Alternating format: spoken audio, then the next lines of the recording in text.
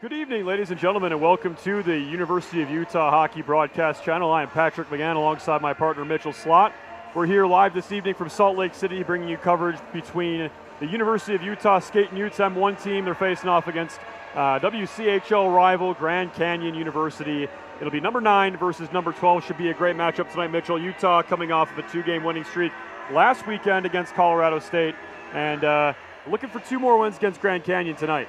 Yeah, absolutely. This is going to be a little bit different than last week. These two teams play each other much tighter than Colorado State did last week, or historically speaking. So I'm looking for a high-impact game. I think it's going to be very physical. I think speed's going to be a factor just like it is typically. But I'm excited about this matchup. This is the first time I've seen GCU, because last time they played, Utah got both games in their barn. 5-2 and 2-1, I believe, were the scores respectively. In talking with the coaches pre-game for GCU, they want those wins back. They feel like they got the short end of the stick, shall we say, in GCU at their barn. So they're wanting to come into our barn and exact revenge upon those losses. However, there's about 21 players that are wearing red, white, and black tonight that are going to have something to say about that. That's right. And namely in net, Garrett Fuller. You know, he's been absolutely stellar in net for the Utes. Unbelievable. He went 117 straight minutes without giving up a goal. That's a shutout in night 1, and 2 shutout periods, and almost carried that shutout into the third. Yeah. Gave up a goal with about 2.5 minutes to go in that game, but unbelievable play from him so far. I'm sure he's pretty amped to play these guys. I mean, Grand Canyon, as you mentioned, they play Utah very close always. They're actually looking for their first win in this barn, so that is significant for them. Oh, it would be significant. Anytime you can go into a team's barn, it's different than the NHL. The NHL, they'll take 7-game road trips, 14 days on the road. Whereas in college, it's different. You're at home all week. You travel the day before the game. You get there, and you have 2 days in visiting the other city. And when you're there, you want to take full advantage of it and quiet the crowd at the home barn and walk away with an away win, which is typically harder to do because you have more factors at play. But one of the things I don't think is talked about enough is that when you're on the road, you're thinking nothing but hockey. You know, you can look at the Utah Hockey Club. They do better on the road right now. It's something that they want to fix, right. But I'm not going to focus on them. But when they're on the road, it's just the boys and the staff, and it's all about hockey. And that's the way college hockey is too. When you're on the road, there's nothing else to do. No distractions, right? Exactly. Yeah. So with that being said, actually another thought that kind of just popped into my head with what we've been talking about. In regular season play, Utah has beaten Grand Canyon every single time since they've been in the WCHL the last 3-4 years.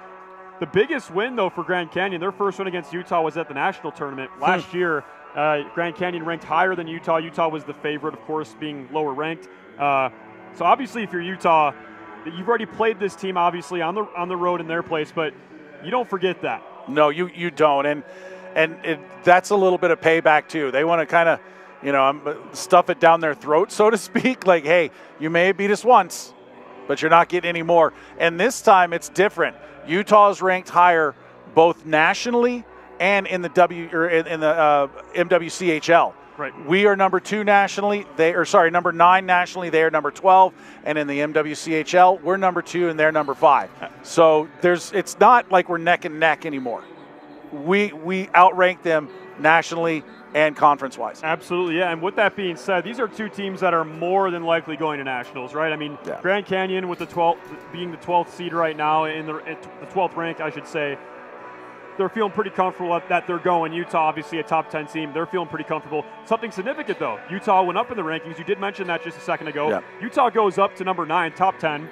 They're looking for that top 8 seed, and they are very close. And a sweep this weekend, Mitchell, beating a number 12 Huge. team would be massive. Yeah, and actually I was talking with one of the fans earlier about that very thing. We want that number 8 spot or better. That gets you a bye in the first round.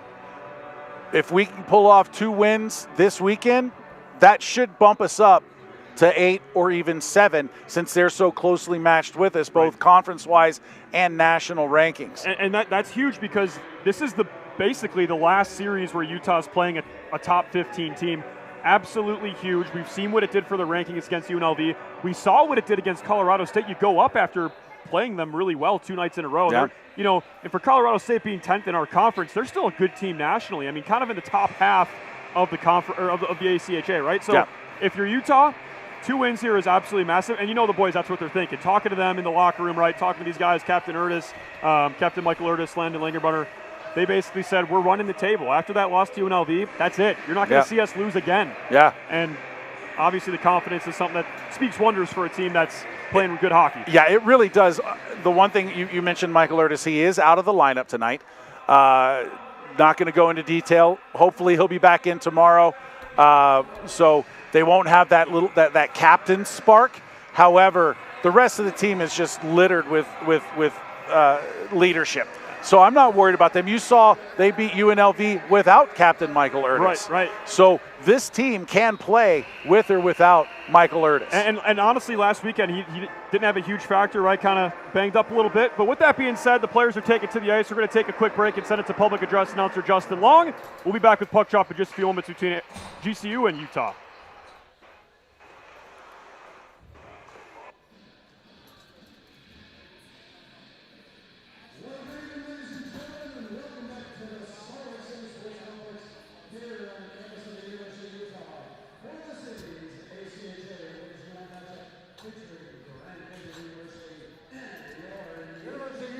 Skate News. Starting lineup for this evening's matchup, first for Grand Canyon. At defense, number 20, Gavin Ukele. Defense, number 23, Colton Gerkin. Forward, number 88, Richard Nelson. Forward, number 44, Hunter Schmitz. Forward, number 79, Nash Jacobsma. And in goal for Grand Canyon, number 30, D. Mydrew Gruski. Starting lineup for your University of Utah Skate News. At left defense, number 21, Matthew Delaney. At right defense, number 26, Jake Larilla. At left wing, number 15, Landon Langenbrunner. At center, number 12, Brady Schwab. At right wing, number 24, Ethan Light. And in goal this evening for your skating news, number 32, Garrett Fuller. Ladies and gentlemen, at this time, if you'll kindly rise, remove your caps for the playing of our national anthem.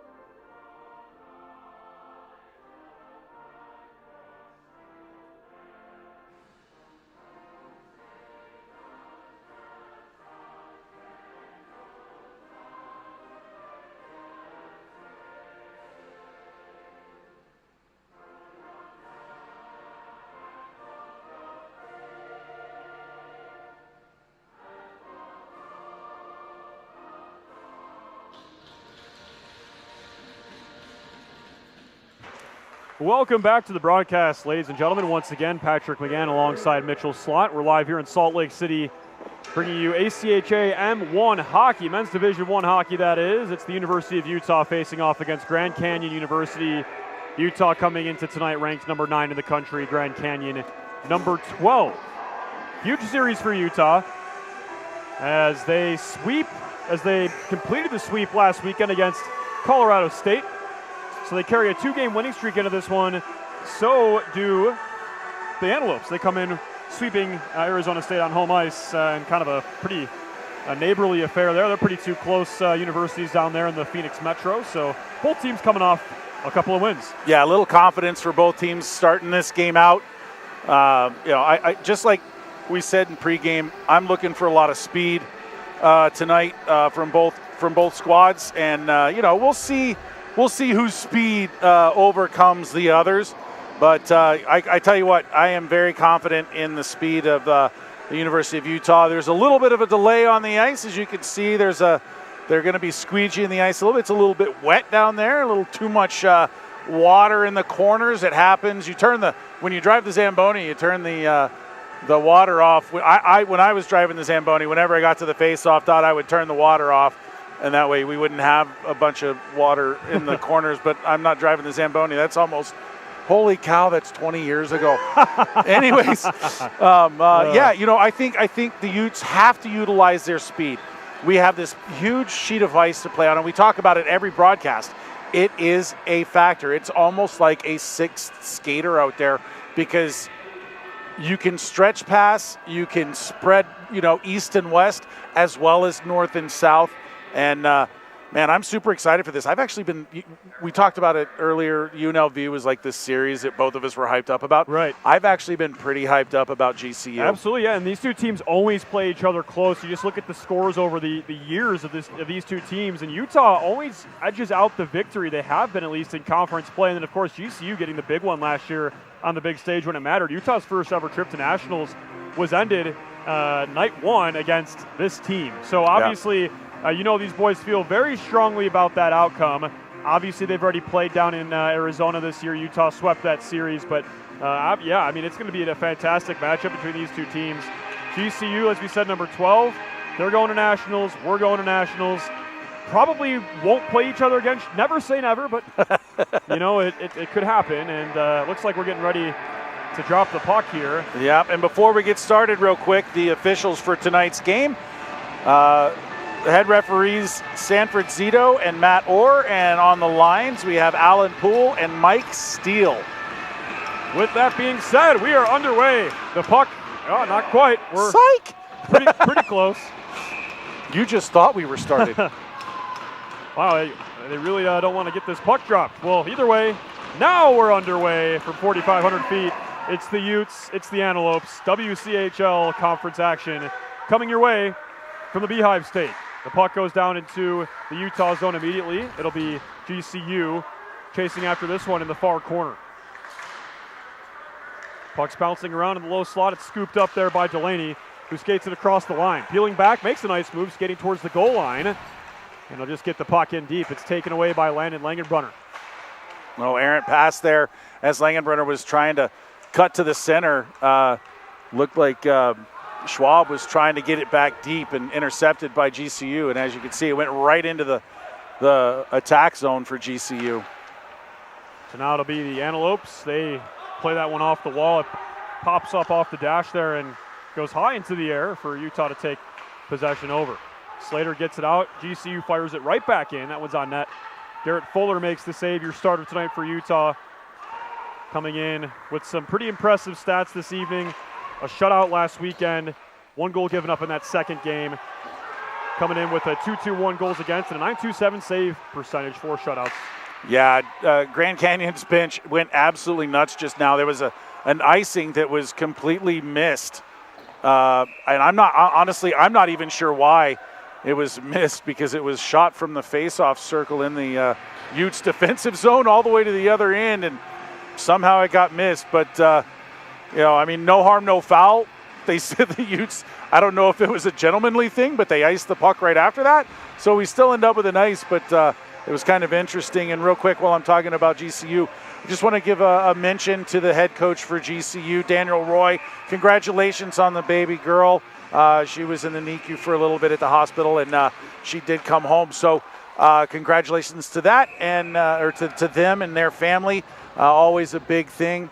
And on the opposite end, I have to send condolences to my cousins as they lost. I lost my aunt on Wednesday night. So just a shout out and send a condolence to Tricia and Beth Slot and Martinez, respectively. Well said both ways. Condolences and congratulations as well to the head coach for GCU. We're back underway. There's a shot. It's tipped in front. Fuller makes the save. Kruchek bangs that puck off the wall, and it does get out. Yeah, that was a good play by Schwab there at the blue line to get that puck out, because there was a little bit of a juggle of puck by GCU. Perfect timing on that hit, and as you can see, the Utes have control now. So Utah controlling. Kruchek dumps it in. It'll be chased after by the Utes. Coming out to play that puck for the Antelopes, and now for them, it'll be Gherkin with the puck. Sends it out, and Utah dumps it right back in. Krabritsky, the goaltender, out to play that one. Goes down low. Over to Gherkin again. Looks like icing will be waved off in this case. GCU beats it out.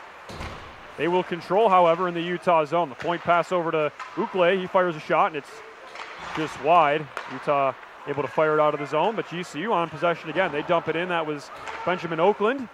Fuller out to play the puck. Landon Langenbrunner trying to tip it out. It's played there off the stick of Trichler. There's a shot, and it's just wide off of the stick of Cameron Nealon. You can tell already in the start here that this is going to be a tight game all the way through. GCU, they're a pretty quick bunch. This is my first time seeing them in person this year, and I mean they're matching the speed so far of the Utes.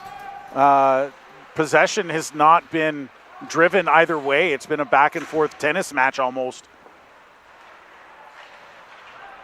And that puck goes out of play, and we'll get a whistle.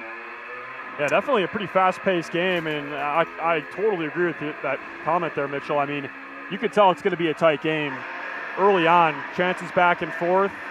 No team dominating quite yet, but still, it's a great matchup so far. Yeah, and both teams came out hitting, too. I mean, we talked about the hit at the blue line.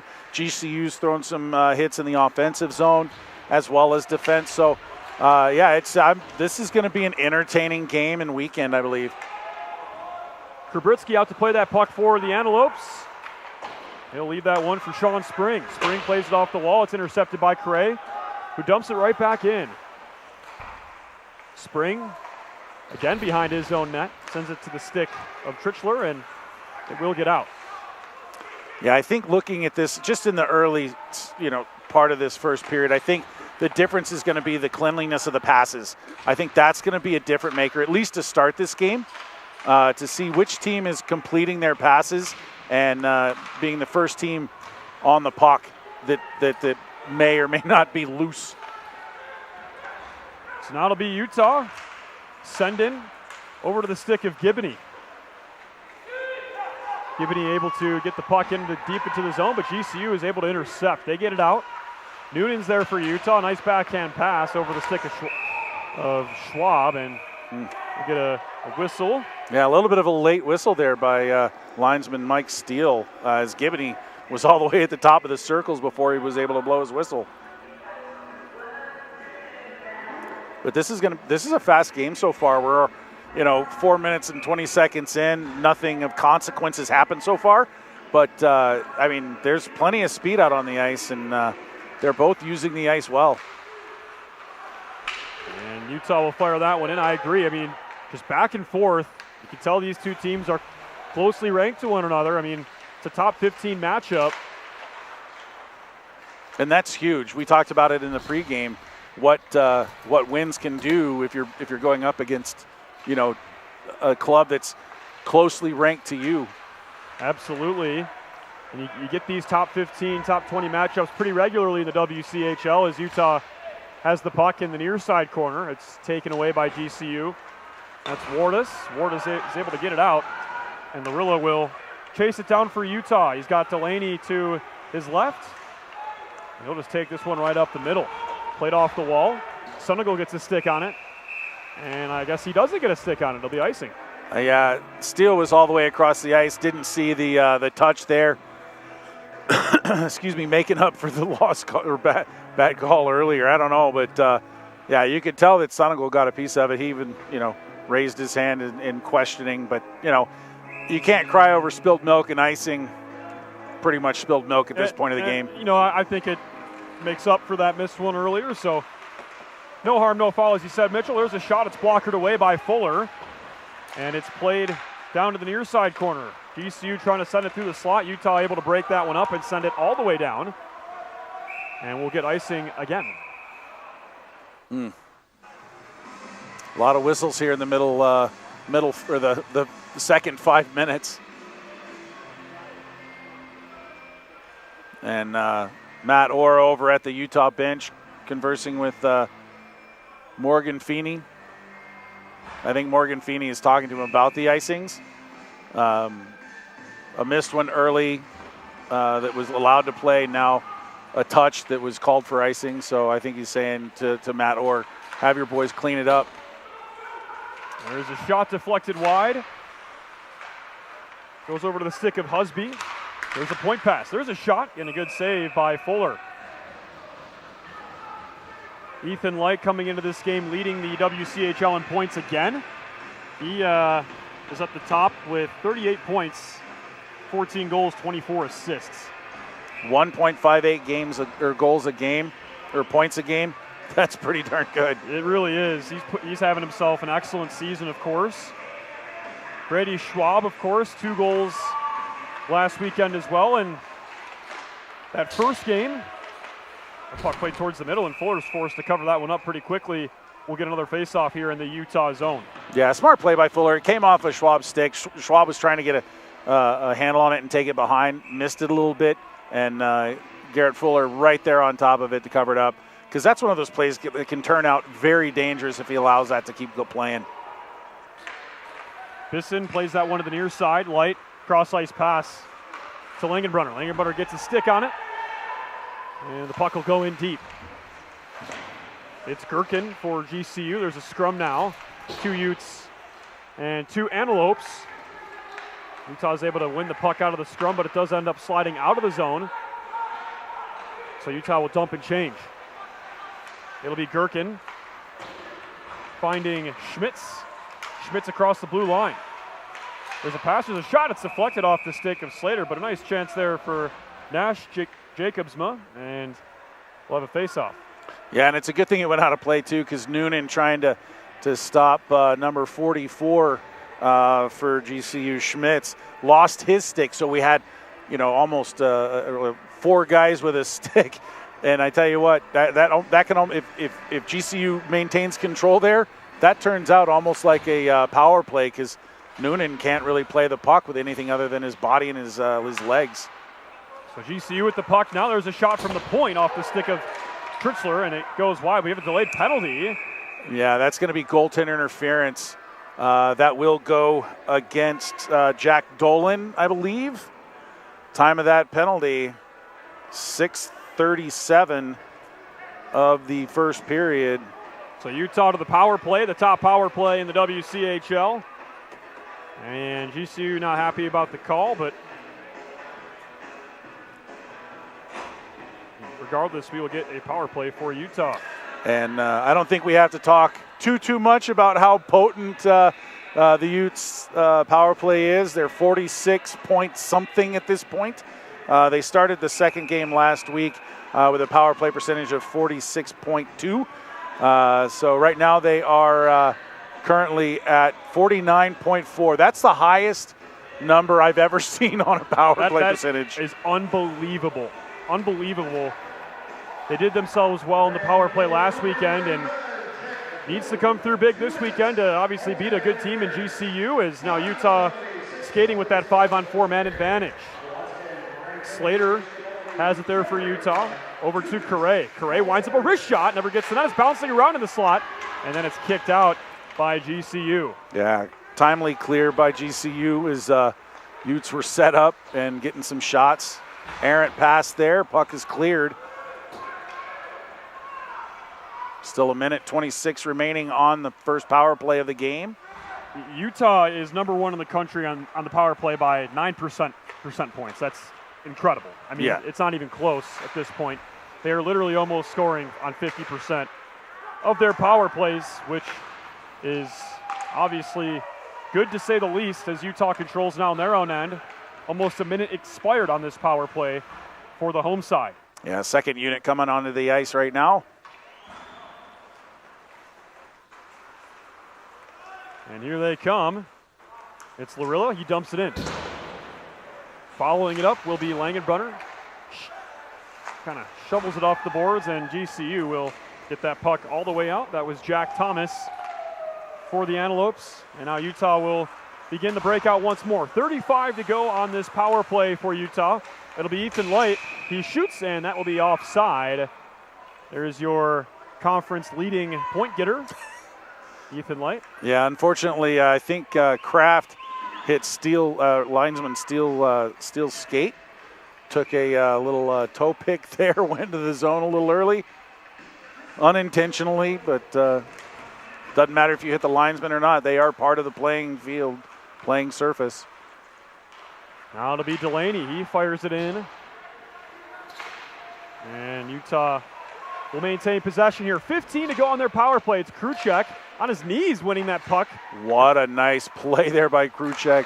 Light stick handles at the point, sends it towards the net, hits the shin pad of Trichler. And now to go over to the stick of Ukel, and it will go all the way out. GCU kills off the penalty. They're back to full strength, back to 5-on-5 hockey we go. Puck bouncing back and forth in the neutral zone. And now to be the Antelopes with possession. They skated in behind the net. That was Jack Dolan driving in. Utah able to pick his pocket and win the puck back in their possession. Light skates it in with some speed. He's pinned up along the boards by Gherkin. He'll follow him in. And there's a nice pin play there by what looked to be Young for Utah. And eventually GCU will skate this one out. Owen Hansen dumps it in. Almost halfway through this first period. No score yet. So Utah dumps and chases. A lot of that going on for both sides early on. Tommy Wardis with the puck now. Plays it off the wall. And that one will go for icing. So we'll have a face-off in the GCU zone.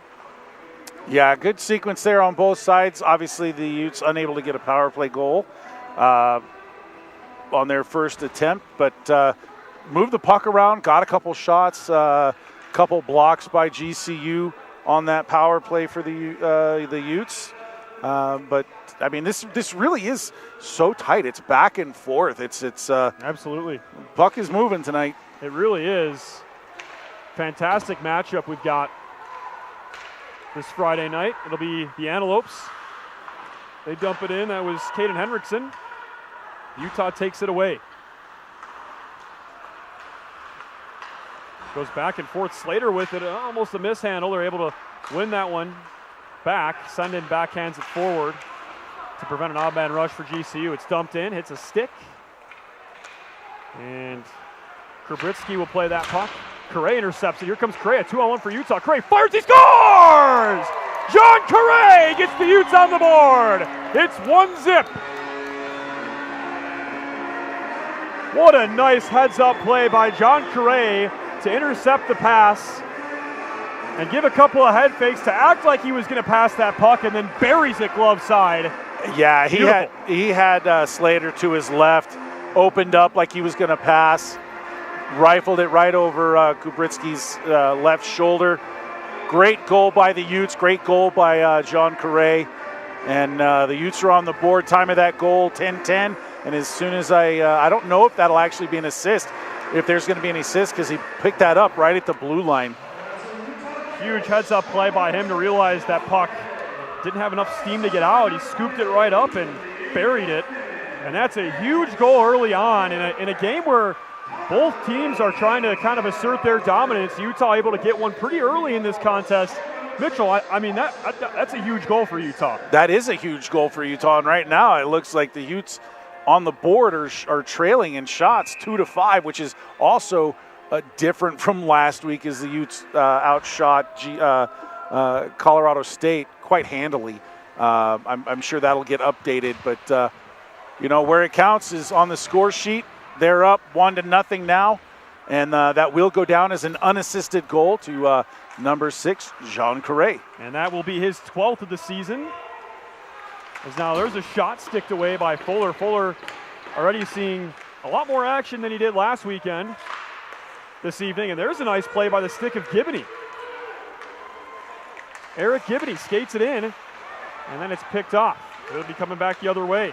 Nash Jacobsma skates it in. Jacobsma fires a shot. He scores! Ricky Nelson gets the pass from Jacobsma, and they respond right away. It's 1-1.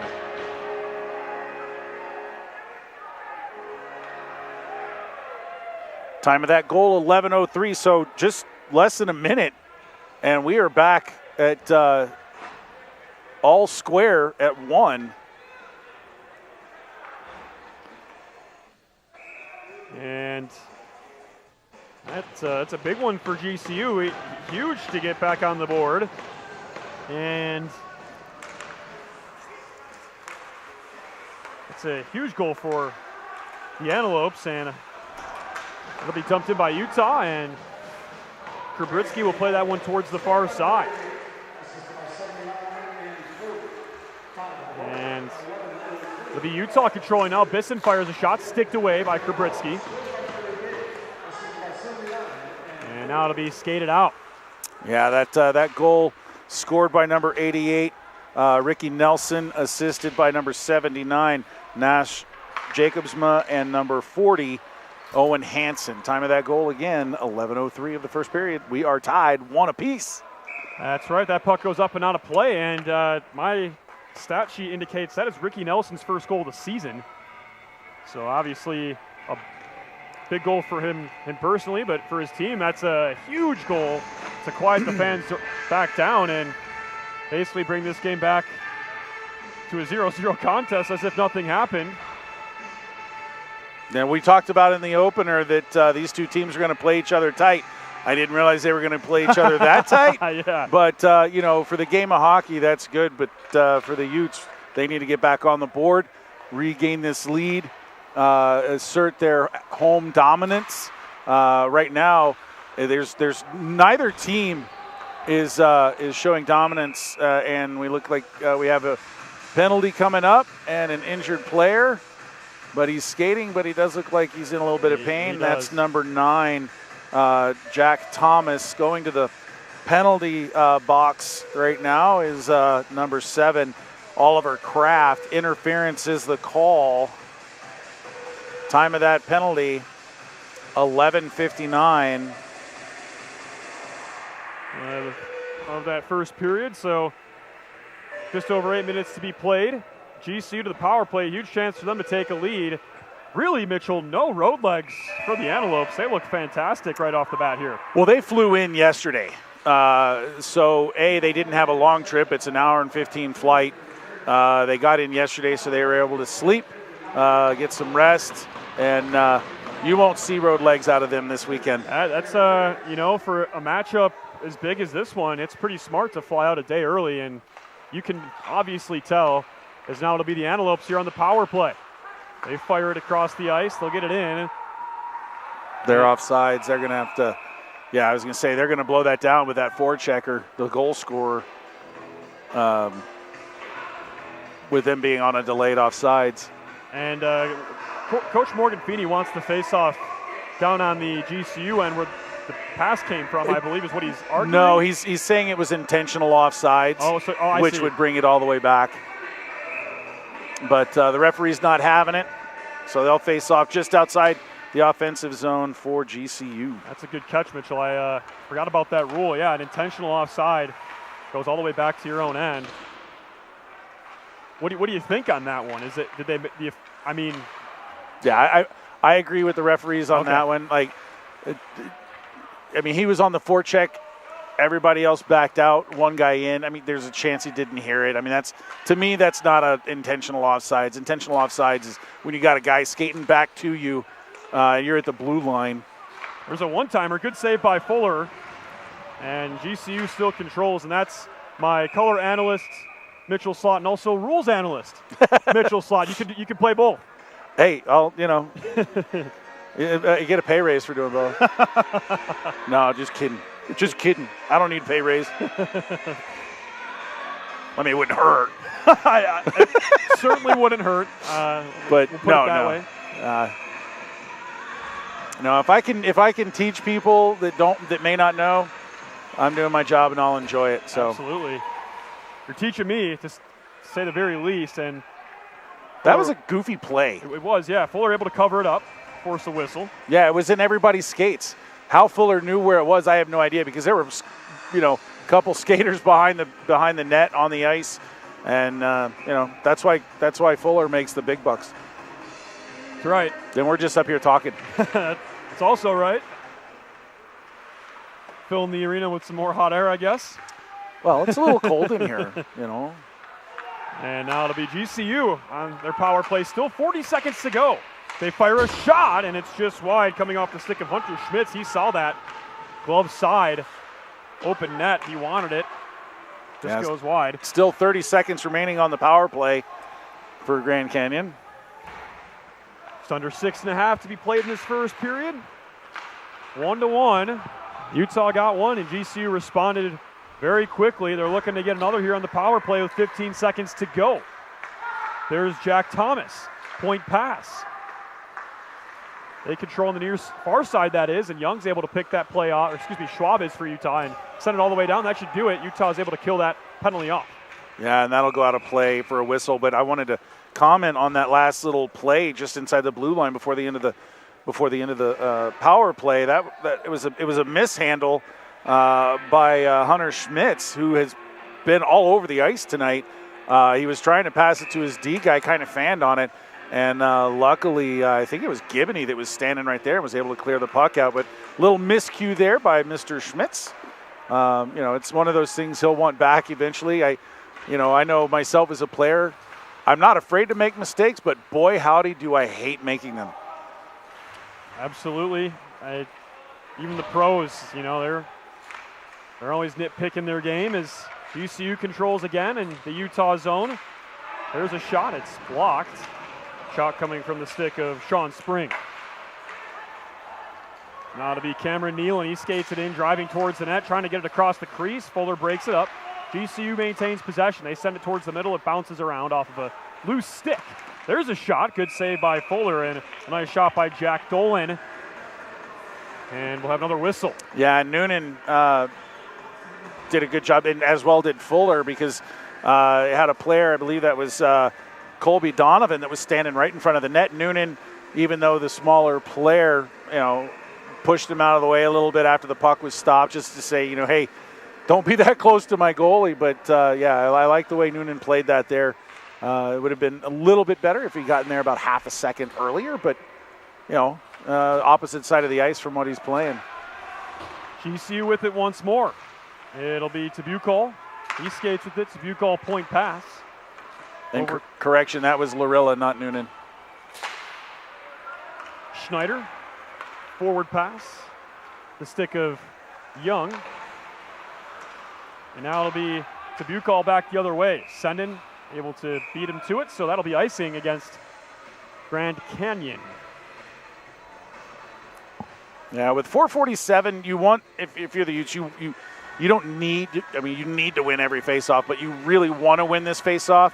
The pressure's been on the defense of the Utes for the past minute and a half or so. I'm sure they want to get back onto their toes a little bit and start putting some pressure on Kubritsky. There hasn't been any in the past couple minutes since the power play. And they do win it. It's Jones at the point. He stick handles, still skates with it over to Ethan Light. He fires a shot, and it's blocked off of the shin guard of Gherkin. He's laboring as there's another shot. He scores! Ethan Light gets the Utes back in front. It's 2-1. His 15th of the season makes it 2-1 Utes. What a shot from your conference leading point getter. My goodness. He was on the left wing here, wanted that pass. He got the shot off. It was blocked, picked up by the D-man. Light came up by the double U's there, one-timed it right through traffic, got it in. Utes take a lead. Time of that goal, 15:27 of the first period, scored by Light. And I'll get you the assists here momentarily. It's dumped right back in, and Fuller forced to cover that one up as Tommy Wardis was bearing down there, coming in pretty quick, and we'll get a whistle. And huge goal for Utah late here in the first. Let's get back in front. Get the fans back in it. All right, the assists on that goal were by Brady Jones and Landon Langenbrunner. So it should read light from Jones and Langenbrunner at 15:27 of the first period. Utes take a 2-1 lead. Now it'll be Cummings. He plays it out for GCU. Henriksen into the zone.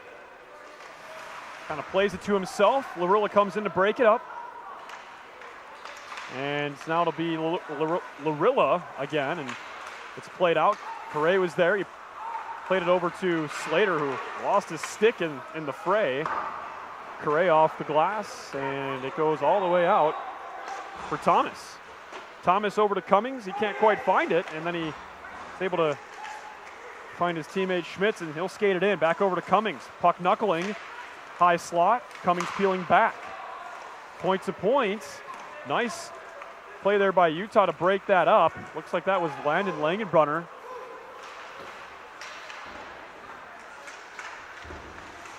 And it's played towards the middle. It's scooped up and taken away by Spring, who ices the puck, and the faceoff will go right back down to the GCU end. So just 2 minutes ago, we were talking about how the Utes needed to get back on their toes. I think they've done that, not just with that goal, but by getting back on their toes and putting that offensive pressure. That's what created that goal. And since that goal, you can see GCU almost in a little bit of a panic mode. A lot of bouncing pucks. They're kind of fighting the puck a little bit on the ice. And, we'll see what happens here in the last 3 minutes of the first period. But the Utes seem to have picked up a little jump. GCU with it now. Thomas, far side corner.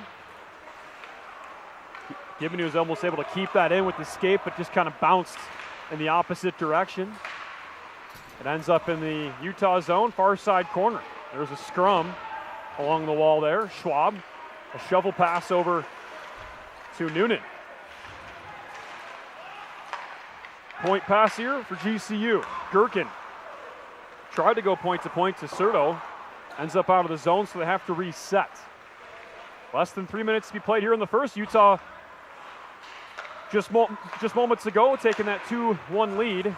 Is now to be Gibney across the logo and into the zone. He fires a shot, he scores! Eric Gibney! What a wrister! 3-1. Utah starting to break it open. And what a wrist shot. Laser beam to the back of the net. And Utah takes a 2-goal lead here late in the first.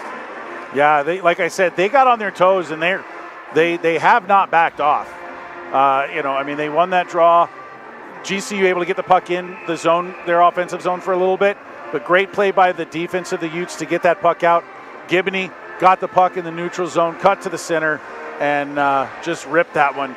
Great shot play by Gibney. And that's his second goal in as many games. He got that big empty netter last weekend to seal the deal against Colorado State. It's now it'll be Sunigal. Sunigal back behind the net. Music coming in. Good pinch by Music. And now it'll be played out.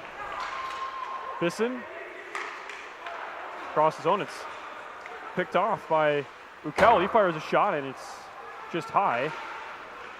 And it'll bounce all the way out. Here comes Utah.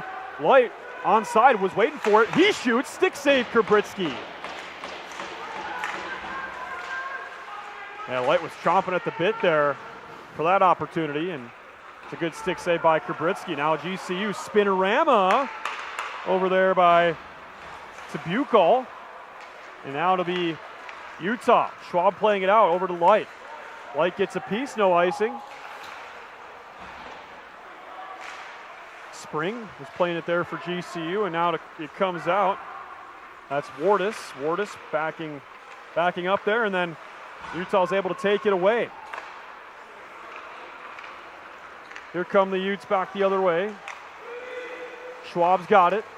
Light sends it towards, that's bouncing around. Wow. And Krabritsky makes a save. That looked so close to going in. I almost pulled in an ooh without a follow-up. I don't want to do that. You know what I'm saying. Ooh, That's right. Now it'll be Gherkin. He plays it forward, and it's batted away by Utah. Cardo sends it all the way out, and that will go for icing. And Ricky Nelson not too happy about that one. He thought he had beat the play, but it'll go for icing regardless. Yeah, the Utes have stepped up the last 5 minutes of this first period. Obviously getting 2 goals in a minute and 7 seconds, as a matter of fact. So they put their foot on the gas, and I think head coach Morgan Feeney lit a fire under them after that GCU goal, because they haven't played the same since. Really, I mean, absolutely, definitely agree with you there. They are on their toes, playing with a lot of speed. Still plenty of hockey left, of course. I think that's what you preach in the locker room here. Keep your foot on that gas pedal as GCU controls. 5 seconds to go. It goes all the way into the Utah zone. Doesn't look like there'll be enough time for any opportunities. So that horn will sound after 20 minutes of play. The Utes with a 3-1 lead. Great first period from the home side, Mitchell. Oh, yeah. I mean, with the one hiccup of the goal by Grand Canyon. I mean, if you think about it, this game started out very aggressively. The Utes came out ahead on that. But you could see it almost seemed like they took their foot off the gas after they got that goal. And I think Morgan down there on the bench, reminded them that, hey, this is not Utes hockey. Let's get on our horses and make something happen here. And, in the last 4 minutes, 27 seconds of the game, 34 seconds rather, they buried 2 pucks. They did, yeah. I mean, like you said, playing on their toes when they gave up that first goal to make it a tie game. You could tell they looked completely different. But with that being said, we're going to take a quick break here for the first intermission. We'll be back in about 10 minutes for the first intermission report. But until then, from Salt Lake City, it's Utah 3, GCU 1. We'll see you back in just a few moments.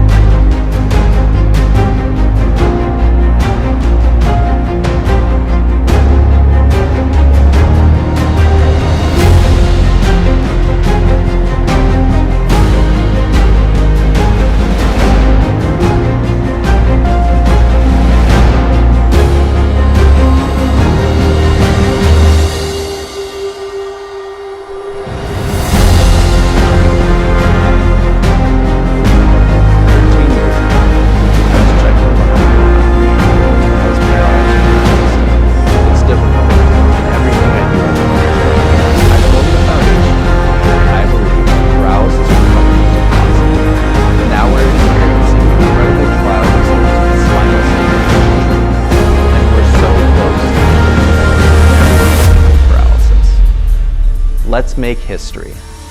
Let's beat paralysis.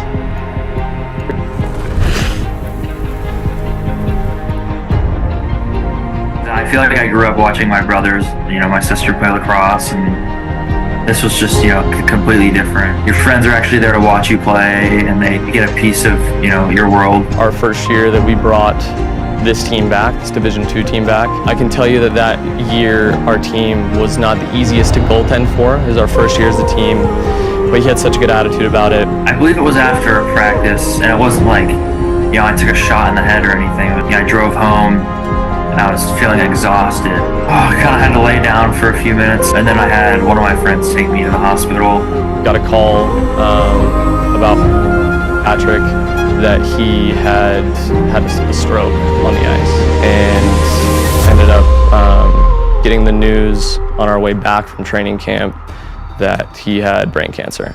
And you just feel your heart drop because that's your brother and you know, your teammate, and just a young player that was so much ahead of him, and now having the curiosity and all that stuff to battle through it. I mean, for me personally, it's like something's trying to take over my body, and you know what I decide to do in reaction to that, or like, you know, with what I can do at least, is up to me, right? He really does light up a room when he walks into it. The spirit he brought to the team really helped this team in its early days, and then obviously his spirit and demeanor and meaning to the team has continued on through his battle and through the years that he hasn't been able to play for us. Definitely want to emphasize the importance of teammates, and you know, those people were there to support you, you know, on the ice, they're still there to support you after. The Utes' support continues to this day with their annual Patrick O'Donnell fundraiser game, which took place earlier in November. It also included a few special guests from the Utah Hockey Club. The community we have in hockey is just, it's a tight-knit, kind community who's very open-armed and welcoming to everybody. Patty really is one of the strongest people I've ever met. To see the smile on his face and the smile he was putting on everyone's face, went in to talk to the team before the game, and meeting someone who's so positive and can go through something like that with such a smile and such a vibe about him, it is motivational. I think he's a really, really strong guy who's, you know, taken a situation and, you know, made the most of it. And I think that's something that I could look up to.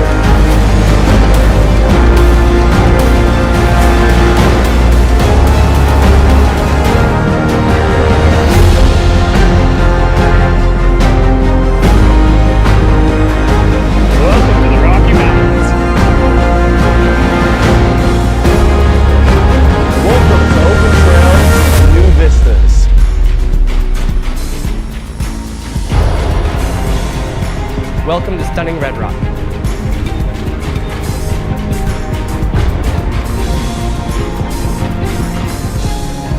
Welcome to the greatest snow on earth.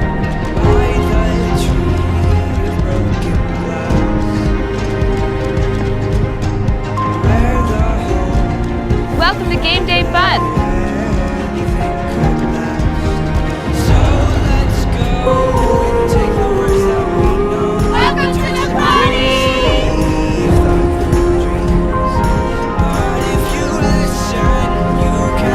Welcome to Pac-12 Sports.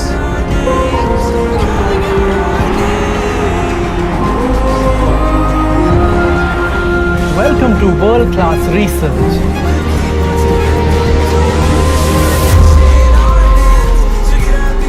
Welcome to the arts.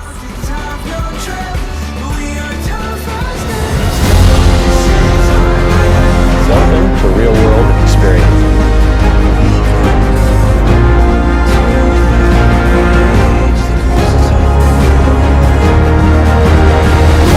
Great education.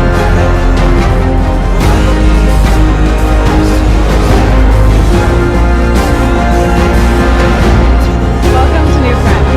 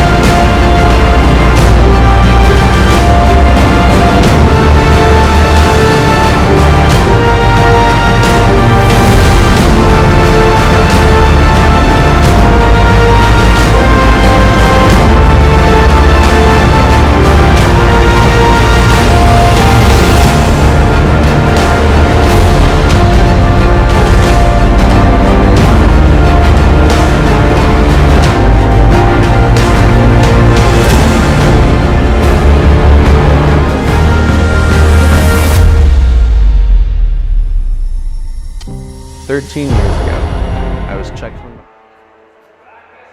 All right, we are back right now. Welcome back to the Steiner Aquatic Center, a.k.a. Salt Lake City Sports Complex, a.k.a. Steiner Arena. You name it. We're here in Salt Lake City on campus. It's a great venue, whatever it's called. I mean, we've got a couple of rinks here. We've got a pool here. We've got it all here. We've got a hockey game tonight. And a good one. And a very good one. First intermission so far after 20 minutes of play here from Salt Lake. Utah 3, GCU 1. That's a hell of a first period, Mitchell. What a response from the home side. Oh, absolutely. We talked off air after that first period, and one of the things that I was telling Patrick is that the first couple minutes I didn't say a whole lot, trying to see what was going on the ice, and then it was a tennis match that first 5 minutes, and it was a different type of feeling out process. The normal feeling out process is slower. It's more measured, more conservative. Whereas tonight it started out and it was gangbusters from the drop of the opening puck, and they went at it toe to toe. Utah scored the first goal, landed the first punch, so to speak, and then I tell you what a response from Grand Canyon. Just over a minute later, they score a tying goal. But what I really enjoyed was the response that University of Utah gave by scoring those two goals within a minute and 7 seconds of each other. That's a pretty good response. It really is. And for Utah, I mean, it's huge to get back in the game against the number 12 team. It's number 12 versus number 9. So obviously we mentioned that off the top. Obviously huge to come back in this game. But GCU is a good team, obviously. Yeah. This game is not over, and it's long from over. We got 40 minutes of hockey left in this game. But here, I think if I'm GCU, I'm a little bit worried because that third goal, nothing against the goal scorer there for Utah. I believe that was Eric Gibney, yep. But it was a weak goal. I mean, just a quick wrist shot. Obviously, what I mean by weak is there was nobody there to block it. No. Gibney had all the time and space he needed. That's the concerning thing if I'm GCU right now. Yeah, I agree with that 100%. One of the things I want to put onto the Utes, however, is that I've watched their shooting styles. You saw it in that overtime game winner against UNLV with Ethan Light. If you go back and watch that footage, Ethan Light is standing still, and then bam, the shot was off. And that was kind of how Gibney's shot came off. He came in, and I just think that Kubritsky just wasn't ready for it, to be honest with you. I think it caught him a little off guard. I think he thought maybe he was going to come in closer or something. I mean, I'm obviously not Kubritsky, not going to read his mind. There's no way I can do that. But I think Gibney's shot release was that quick. It really, I mean, it is. And he's a very talented player, right? One of the leading point getters on the team. He gets a lot of ice time, obviously. Yep. So to find the time and space, too, that you know, when I say weak goal, I also have to give credit to Utah because they found the time and space. They made it work. Gibney obviously fired it home, right? But yep. Like we said, lots of time left in this game for GCU. If you're Utah, keep that foot on the gas pedal. You almost don't want that first intermission to come because you've got all that momentum and you're getting the ball rolling, so to speak. Keep it up if you're Utah. I mean, toes, and just, foot on the gas pedal. Oh, absolutely. You don't want to take your foot off the gas pedal. And I really do think that Morgan Feeney down there on the bench after that first goal or the lone goal by Grand Canyon, I think that woke him up as well. I mean, he's got a great coaching staff and Alex King and as well as his father Absolutely. Down on the bench. They're all very knowledgeable hockey. Alex King, former captain of the Utes, turned assistant coach. Like, there's a lot of good hockey minds on that bench. They can see when the boys aren't putting their foot on the gas pedal. And I think Morgan, Alex, and I'm going to say Mr. Feeney got onto him and was like, hey, you know what? We're in a dogfight. If we don't get on our toes and if we don't start attacking like we know we can, we're in for a much more difficult fight. So I think they'll have that conversation down in the dressing room. Keep your foot on the gas pedal. Keep things going north rather than south. And let's really pour it on these guys so that they can't respond in a way that keeps them in this game. And what I really love to see from this Utah team, which we haven't seen in years past, is that response and the maturity, Mitchell. It's the you fall behind. You kind of, what I mean by that is you score the first goal and you immediately give up that next one. And obviously it's deflating. We mentioned how big the response is. Mm-hmm. In years past, that kind of simmers and it kind of got at the team a little bit. Coach Feeney's got the boys, soaring high right now, skating fast. We've seen in these games, the last couple weeks and the whole season, it's a team that can respond, and that speaks to the maturity level of the guys in the room, the skill of the guys in the room. They can play under pressure. Playing from behind is something that championship teams need to do, and I think I've just been so impressed. They've never been out of any game that they've played, and I just absolutely love that response from the boys in white. Yeah, you talk about playing from behind. Some teams actually, it almost seems like they thrive on that everybody against us, we're coming from behind kind of thing. But this University of Utah team is not designed that way. They're designed to have the lead, to get that early goal, to put the pressure on the opposition, to dictate where the puck is being played for the most part. Obviously, you only have so much you can dictate, but they are designed to be a leading team. That's why anytime we have seen them get a goal or two scored on them, they will score right back within the next couple minutes and keep that pressure on. And we noticed it during that first period that the pressure shifted even before they got those goals. You could see the momentum shift after they killed off that penalty. They got on the pedal and they just kept going. Absolutely. So with that being said, we'll send it down to the ice and get ready here for the second period of play. And yeah, I mean, I just love it to see the response. To see these guys play the way that they play, there is a hell of a lot of heart in this team. And I'm not trying to say anything negative about teams from the past. It's just, it's developed into something pretty special, and it's a group of guys that plays together really well. And you hear them talk about it, how it's different, how the culture's improved. This is Coach Feeney's team now completely. Everybody on this team was recruited by him, handpicked by him, scouted by him and his staff. And I just can't say enough good things about it. He makes our job so easy.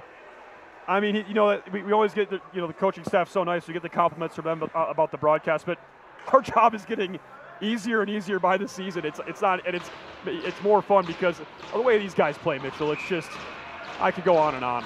Yeah, and I don't have the history that you do. This is my first year with the Utes.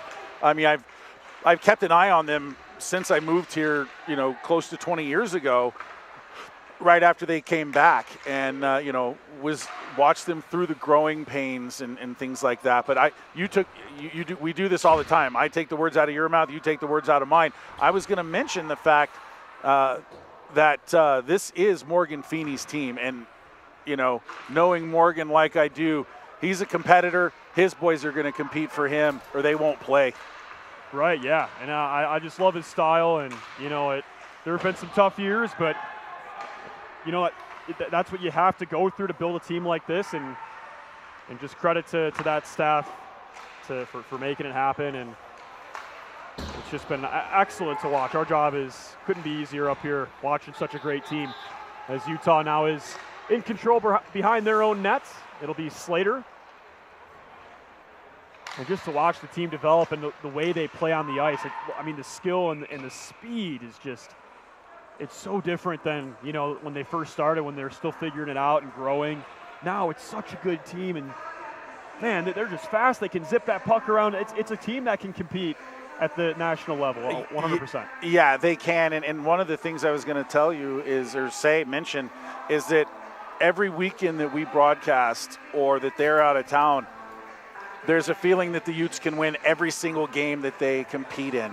Obviously that, nobody can win every game, but they're going to be in every single game. And that is a good feeling. And I know that has not been the consensus over the long haul. Right. Whereas now there's a confidence. There's an air of confidence with this team. Yeah.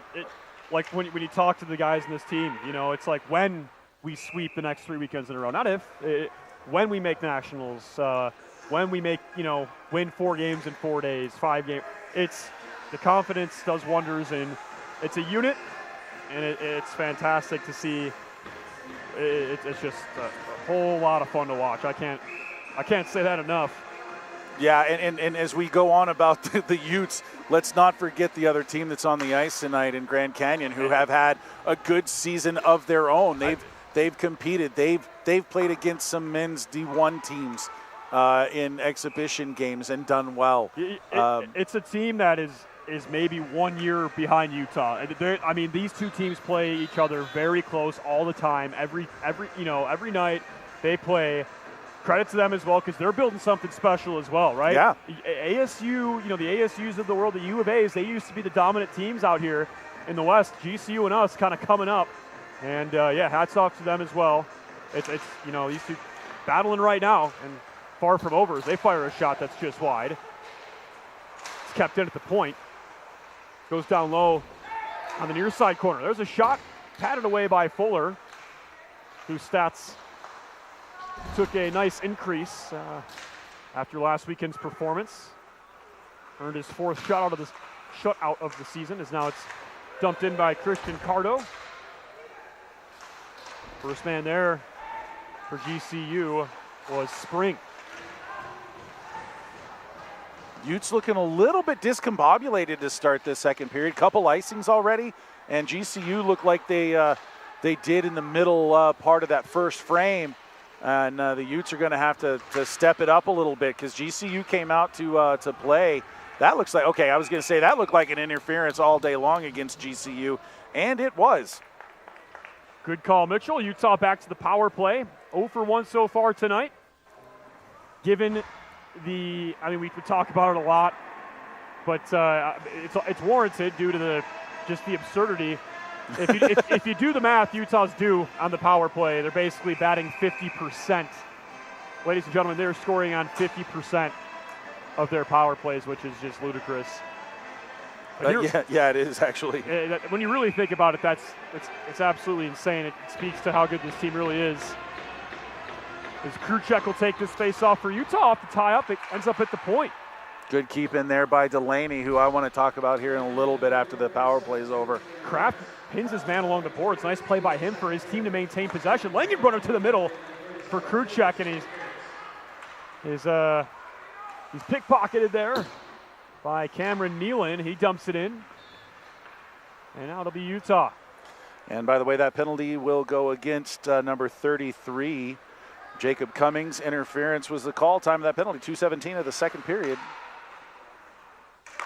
It's Delaney. He peels back. Neutral zone. 1:25 to go on the man advantage for Utah. Nice active stick there from Cameron Nealon to knock it back, but Utah is going to still charge forward and dump it in. Kraft, first man there for the Utes, gets a chip on that puck. Coming in to help out is Landon Langenbrunner. Played off the wall, kept in at the line by Ethan Light. And one thing I want you guys at home to keep in mind, even though the Utes are scoring 49.4% of their power plays, we saw it against UNLV. They went 2 for 5 against them on a very good penalty kill. But just don't get worried if the boys don't score on their first couple attempts. If they get a couple more, it's coming. It's just a matter of when, not if. Right, exactly. Because I remember talking about that and in that broadcast, like first couple power plays unsuccessful, but then they started burying the puck. And then Ethan Light with that game winner in overtime on the power plays. Here's Correa looking for his second. He fires a wrister, and it's just high. Yeah, I think that rode up on him just a little bit. And 10 seconds to go in this power play. What a look across. I'm surprised that was offsides. If it was on the near side. But what a look from Correa across the ice. I didn't even see that guy over there, and he just rifled it over to him. He was waiting on the far side. How these guys zip the puck is just absolutely beyond me. To have your head on a swivel, if I'm out there, I'm just trying not to get laid out. And he's doing that and looking for his man out there, cross ice for the pass. And then when you have to actually pass the puck, that's not easy either. I mean, there's Young, he fires a shot just wide. So credit to John Cray, nice pass there as GCU kills off the penalty. They kill off 2 consecutive penalties called against them. And heavy hit near side. That puck bounces over the skate of Sendin, and Cummings applied the body there on Sendin. Kerbritsky out to play this puck. Or rather, that's actually Jacob de Morinville, as GCU looks to have made a goaltender change. As now it'll be the Antelope skating it in. I guess the coaches didn't like the 3 goals in the first period. You mentioned that the last goal seemed a little bit soft. Maybe that was enough of an indicator that Kubritsky wasn't dialed in tonight. So now GCU will fire a shot. It's just, I didn't notice that till right now when he came out to play that puck. The number obviously different. So now it'll be Christian Cardo skating this one down, passing it over to Ricky Nelson, the goal scorer for GCU. Sendin, first man there for the Utes, chips it just over the skate and the stick there of Schmitz, and Schwab's able to get that puck out. He was looking for light. It was intercepted by Ukele there, and now here comes GCU the other way. One-timer taken away by Utah. Great D-stick there by Brady Jones in front. Absolutely robbed that pass from getting across because that backside man was wide open. Good heads-up player there by Brady Jones. Not a one-timer, but a great wrist shot there from Landon Langenbrunner, Ethan Light, and Langenbrunner connecting there. Man, those two special players for this team. GCU dumps that one in off the glass. Fuller out to play it with his stick. Langenbrunner, nice behind the legs, through the legs pass, and ends up in the neutral zone. Cole Music peeling back over to Jones. And GCU ends up with it at center ice. Nealon across the blue line fires a shot, sticked away swiftly there by Fuller. Nealon again. Jones behind him. Nealon sending it towards the middle. It hits a Ute skate and ends up on the near side. Langenbrunner flips this one out. Kraft got his hand on it, but it was taken away by Thomas. Thomas in across the line. Winds up a shot. Never gets there. It's blocked. And now it'll be Utah. Nice pass over to Schwab, who was on the breakaway there, but just kind of an awkward reception, but nonetheless a good play by him to get the puck in deep and get his team a change. There's a pass, nice pass to Giveny, who fires a shot just wide. Nice little sequence there for Utah coming off the change. And now to be Cummings, he fires it out, and Delaney will skate after it. Puck bounces around in front of the Utah bench. It'll be Jack Thomas. Thomas off the wall. Over to Cummings, who backhands it in. Fuller using the big stick to play that puck, and looks like Kruchek will get a piece and get the puck in deep. Utah will change once more. Time ticking away pretty quickly here. No whistles in quite a bit, as now here comes GCU. They skated in. Calling for that puck was Gherkin with some time and space. They just weren't able to pull off the pass in enough time to get him that time and space for the shot. As now there's a scrum on the far side. Yeah, Noonan battling hard to get that loose puck, and the Utes come away with it. Good battle along that far board over there. And that puck will go all the way down. GCU will start a breakout from their own end. Gherkin, long pass intended for the stick of Dolan, who gets a piece to get the puck in deep. GCU will get a couple players off for a change. Lots of back and forth here. Lots of hitting as well. Sonegal fires a shot on DeMorinville, who makes the save. It's Bisson over to the stick of Schneider, who was able to get it in deep. Morgan Feeney happy with that play. I just happened to look over as Bisson fired that, and it was tipped in.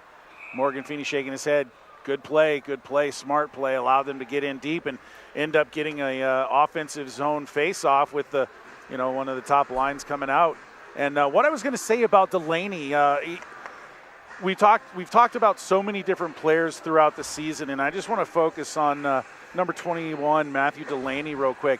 He is one of the smoothest skating defensemen I've seen in quite some time. He's very reliable back there on the blue line, who can shoot the puck. He's a big body, likes to hit. I mean, just a defenseman that can move the puck as well as punish players. They score! Yeah. Correa buries his second of the game. Right place, right time. 4-1 Utah.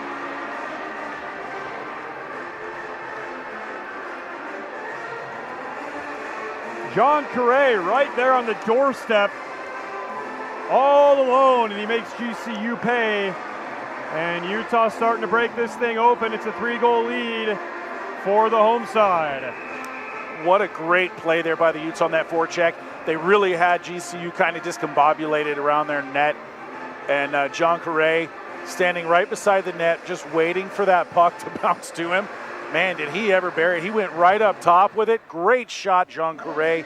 And then just to finish my point on Delaney, like I wish we would have talked about him more throughout the season, because he's been impressive back there on the blue line, very dependable for the Utes this season. Absolutely. So Correa's 13th of the year, and also just to put a cap on that conversation about Delaney, he's having a great year.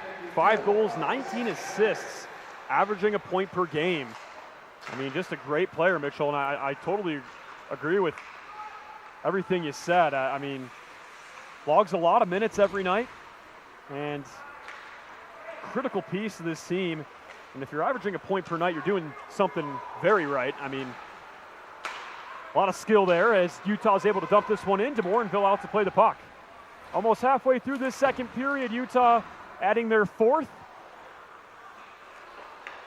And that puck will be sent all the way down. It'll go for icing against GCU. So we'll move that face-off all the way down to their own end. Utah in weekend 3 of a 4-weekend consecutive homestand. Tomorrow, or not, I guess tomorrow night is game 2 at 4:30. The women's team playing at 7:30 for their senior night. And then Utah finishing off the season at home next weekend against the University of Oregon. And just a non-conference matchup, Oregon in Independence, and now that puck will come all the way out. To go over that last goal scored by Jean Correa, time of that goal, 8:54, assisted by Kraft and Bisson. So Correa from Kraft and Bisson at 8:54 to make this a 3 differential game. 3 goal differential game. Senden dumps it in. Yeah, that's a big one for Utah, and they're just keeping the good juices flowing tonight. As Cummings pressuring there. That's a nice play by him. He spins back, sends it towards the middle as a man flying in. That was Owen Hansen. And once again, we see the good defensive zone coverage by the Utes. Errant puck never made its way on net because of the play in front of Fuller. Utah with the puck now. He played towards the slot, and now GCU will skate it away. Tristan Dubucol skates it in, near side. A scrum ensues there. Trichler sends it towards the middle, broken up there by Delaney. And now it'll be Gibney. Gibney for Utah, diving down, getting a stick on that puck. It goes in behind Utah's net, however. It's Colby Donovan. Donovan peeling back, fires a shot, and it deflects up and out of play. We'll get another whistle here with 8 minutes, 38 seconds remaining here in the second period. Utah, of course, recently increasing their lead by 3. It's 4-1. So on the previous whistle, it seemed like there was another missed call. I don't understand what's going on with the crew tonight. They don't have a coach, but they need to be able to referee or officiate this game at the same speed at which the game is occurring. And it seems like there's a little bit of a difference there, and hopefully they can clean things up. I mean, it's. I can tell you that this officiating crew is very experienced.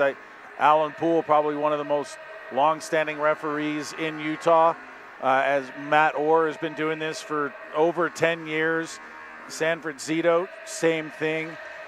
Former player, played for the Ogden Mustangs in the USPHL. So been around the game. Everybody knows what they're doing. And Mike Steele been doing this for a long time as well. Oh, there's a nice play by Slater. Slater on the breakaway. He scores! Jacob Slater, what a move! 5-1 Utah. Make no mistake, Jacob Slater buries it on the breakaway.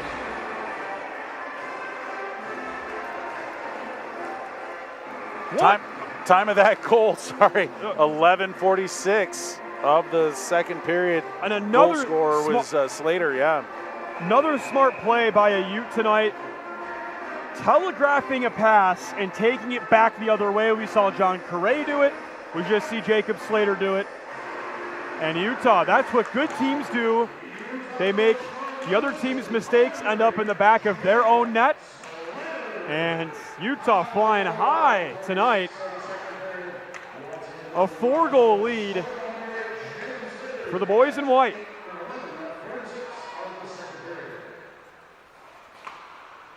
Yeah, what a good goal that was. I mean, Slater had a breakaway from the blue line in, and I honestly was not surprised he was able to bury that puck in the net. And that'll be Slater's 8th of the year. They fire a shot.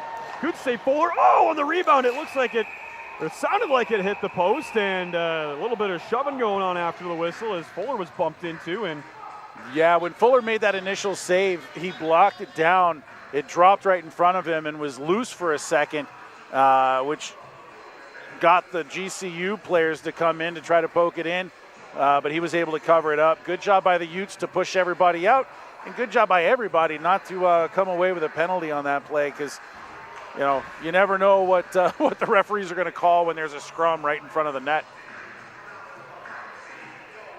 That's right. And it just like it's really been the last couple of weekends, it's just been, for the most part, just clean, good hockey. We saw some pleasantries exchanged in the Colorado State series, but nothing like we've seen in previous years. And I think that's just a testament to the level of hockey that's being played. I mean, if you're playing good hockey, there really is a need for it. These guys just they're gamers. They want to get out there and play. Yeah, well, the other thing that has to be considered is we are this close to the end of the season in Nationals, and you don't want a stupid penalty to cost your team the game. And that falls not only on the players but on the coaching staff of each team as well. That now's not the time to exact revenge. The revenge is best served on the scoreboard as opposed to in the penalty box or a black eye or getting a punch in here or there. It really does matter on the scoreboard, because we've talked about it since we came back from the first semester break. Positioning and rank is so vitally important, because if you get one of those top 8 spots, you're not playing that first game. You get a bye. So it's 4 wins in 5 days, or 4 wins in 4 days rather than 5 wins in 5 days, and that's 60 less minutes on the legs. It goes a long way. I mean, the way these guys talked about it, they know they played a 3 games in 3 days showcase in January, and the boys were honest. They said we came back banged up. I mean, it's hard on the body, and winning teams have to learn how to play in consecutive games like that. And this team is obviously getting a lot closer to that, and I certainly believe in them. They're well coached, right? And one other thing is Matt Orr is having a conversation with coaches over at the GCU bench. But hockey championships are the hardest ones to win. We hear about the Stanley Cup being the hardest championship to win, which is true. Yes. But any championship, NCAA, Frozen Four, regionals, all of the wins that you have to put together in succession just to get to the dance. Right. And you could even argue, ACHA, you have to go on a 4 or 5 game rip. You have to win 5 in a row at a neutral site against the best teams in the country. It is extremely difficult to do. I'm glad you made that point, Mitchell, because it's not baseball. These guys are banging bodies. They hurt. They're bruised up. It banged and bruised. It is so hard, and the resilience these guys have, it's really unbelievable. And we'll get a whistle. GCU, you can tell they're frustrated. They know they're better than this. Yeah, and you made a good point. It doesn't matter, whether it's ACHA, NCAA. You still have the gauntlet to run through before you can hoist anything. That's right. And, like these boys, I played college hockey many moons ago, and, when you hit you're not upset if someone doesn't, if they have to go to the bench and just take a breather, whether you knock the wind out of somebody or whatever. But the intent isn't to hurt, but the intent isn't exactly to give them a bear hug either. Right. It's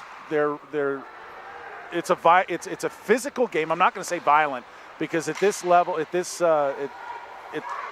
level, they're not fighting. They're not they're not slashing each other on the face or anything like that. It's not like old school, hockey back in, way back in the day. But when you hit somebody, you want to run through them. And, it's not about playing pity pat. Right. It's just part of the game. And yeah, I mean, there's a big, speaking of which, big hit there from Schwab of Utah, Brady Schwab. And here he comes. Nice play by him. And a nice poke check by the stick of Trichler for GCU to break up that potential scoring chance for Utah. Just under 6 minutes to be played. It's Ethan Light across the blue line. He wants another one. He fires it, and it goes up and out of play. And just one last point I want to make on that, on your point, Mitchell, about hockey championships being hard to win, especially ACHA Nationals. Like I said, 4 games in 4 days or 5 games in 5 days. It's not like, oh, we lost to GCU, we'll get them in game 2. It's you get 1 game, and that's it, and you've got to be perfect 5 times or 4 times. Very difficult to do. And the teams that have won a national championship in the ACHA, unbelievable. It's a huge accomplishment. Yeah, good play there by GCU as you were finishing your point. Good shot, nice, hard and low. Oh, rebounds loose in front. Fuller. There's a rebound again. He shoots. What a save by Fuller on the doorstep. He made 2 point-blank saves, and the fans letting him know. Yeah, that was a good sequence by Fuller all the way around. Starting from the point that I was making is that as you were finishing your point, they had a nice little give-and-go play with a hard shot right along the ice. And Fuller up to the task tonight. He's dialed in just like he is every time he dons that jersey. And he's playing for his boys in front of him and everybody that's on the bench and here watching from Utah. There's a shot, good save by Fuller again. And there we go, here we go. This is the rivalry showing itself. And these two teams, and these players, the players that have been around for a long time. Both sides. We hit the button again. I don't know what happened. What button is that? Because I kind of like the Optimus Prime, Pat. That's great how we can do that. That might get a little too fun up here. As there's a shot, it's deflected, and it just goes wide. One-timer blocked. Another shot, good save Fuller, and he covers it up. But as I was saying, these players know each other pretty well, and I mean, they play each other 4 times every year, GCU and Utah. The same is the case with Arizona State, UNLV. They know each other very well. So these rivalries develop. That's what I really love about this WCHL, the way it's set up. You get every in-division team is your rival because you play them so much. Yeah, and I'm not going to go on about one team over the other, but I do like the push that we're seeing out of GCU right now. They had 2 goals scored on them this period. 3 minutes apart. I like the push from them, but I like also the defensive play of the Utes to limit the number of shots. Is right now on the scoreboard it says shots are 9-8. I find that highly suspect. I doubt that. It seems more like a 15 or 20 shot to maybe 17 or 18. But I'm not the one recording the shots. I'm just up here as we have some players having some words behind, and it looks like they'll both go to the box. Probably roughing minors for both. We will see how that comes out. Okay, so looks like only Grand Canyon University is going to end up with a penalty here. That's for Utah. You put a smile on your face there. You don't have to sit down, but yeah, he's got to sit down. Number 23, that's Colton Gherkin. He'll sit for 2 minutes. Utah. I honestly did not see the signal on that, but I'm assuming it's a rough because the boys were tangled up in the slot just in front of DeMaranville, the goaltender for Grand Canyon University. So I'll find out what it was for sure, but I'm going to call it a rough. And you could tell GCU is visibly frustrated, and that's also what good teams do. They frustrate their opponent because that stifles anything. Here's Correa. He fires a shot. Good save. He's looking for a hat trick, folks. Number 6 in white. He's got about 24 minutes to make it happen. As it'll be Utah in front. Peeling back is Slater. He's looking for his second. He fires a shot. It's tipped. He gets his own rebound. Utah controlling. Larilla over to Slater. Larilla once more at the point. Over to Correa. Correa towards the net looking for a tip just wide. Utah will have to reset. 40 seconds expired on their man advantage. Here comes Jean Correa. He dumps it in. Slater head fakes. Gets it in deep. Now we'll have a delayed penalty on Utah. That will negate the power play. And we will get that whistle now. So Utah going to the box with 1:02 left on their own power play. That will be Slater.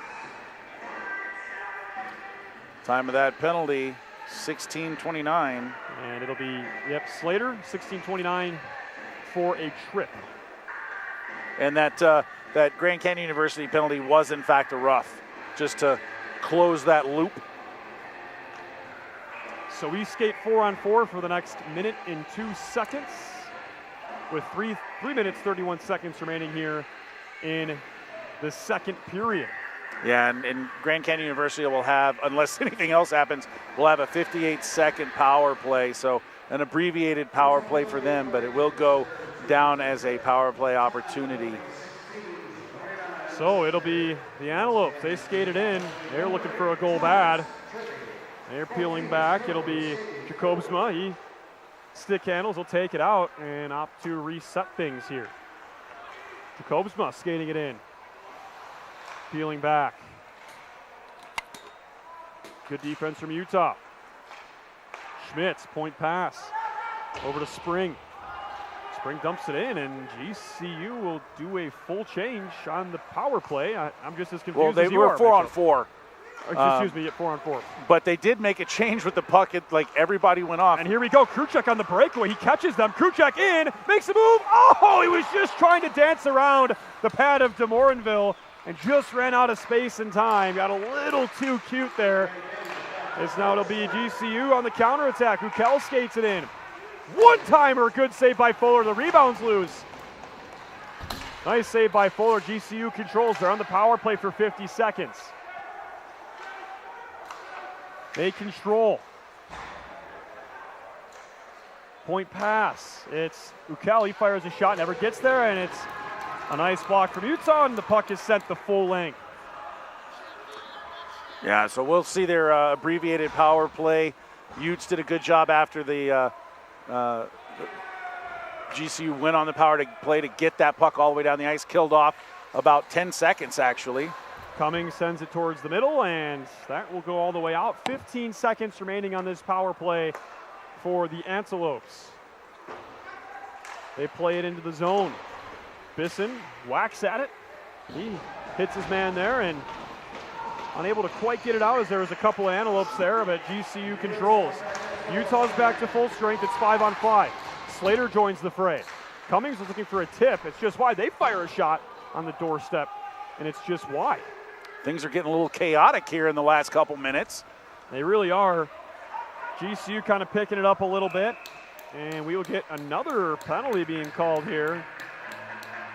It looks like it'll be against GCU, and it's specifically that looks like Tommy Wardis. I'm not sure. Okay, he's going off with 1:11 left in the period.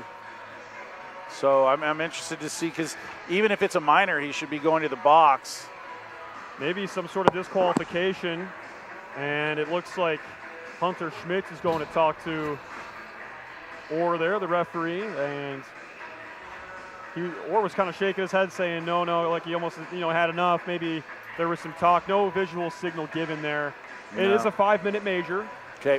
We will preface that, and we'll get the verbal announcement of the penalty. Yeah, and I didn't see that at all. I like the play was moving.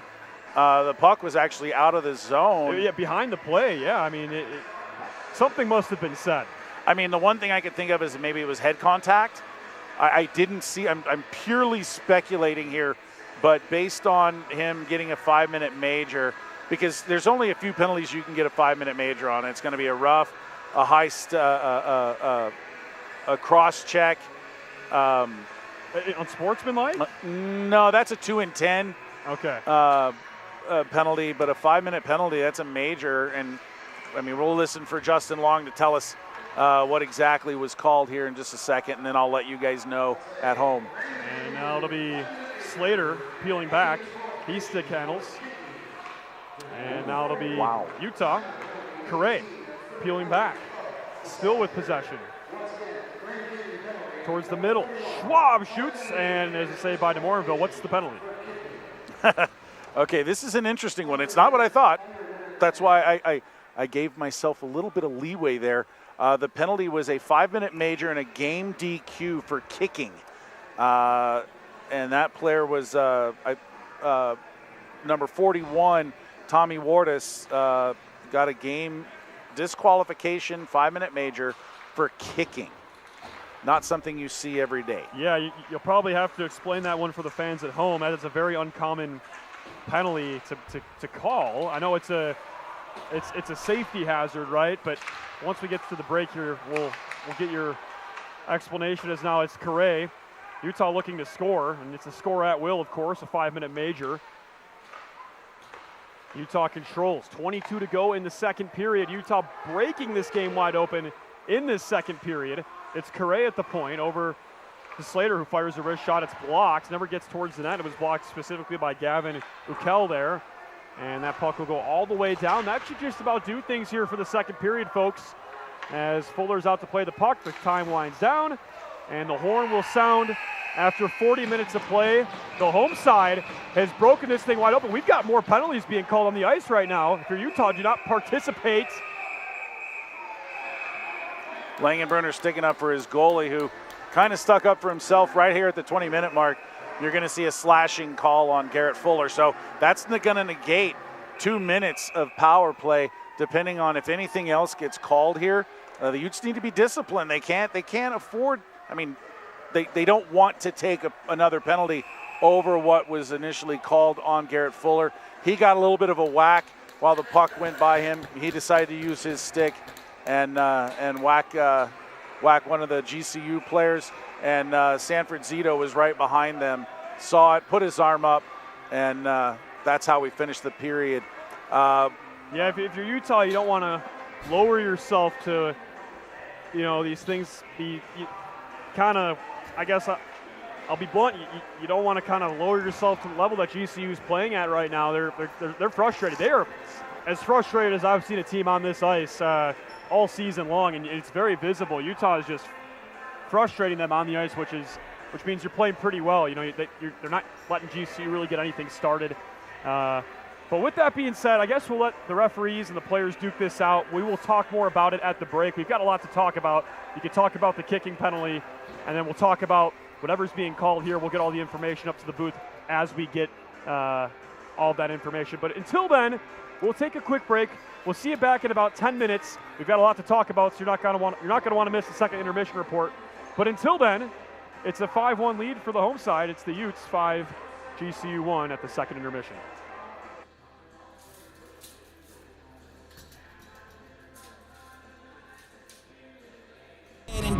I still be here standing. Never took a loss, and it ain't something that I'm planning. I dare you to say something. My focus is A1. Every dog has its day. It's been mine since day one. This is real grinding. I'm still climbing. While you still trying, I'm still shining. It's real blinding, and I'm getting hotter too. Talking top two, I'm not a two. You let the pressure bother you, and I do what I gotta do. Let's go hard. I just gotta go hard.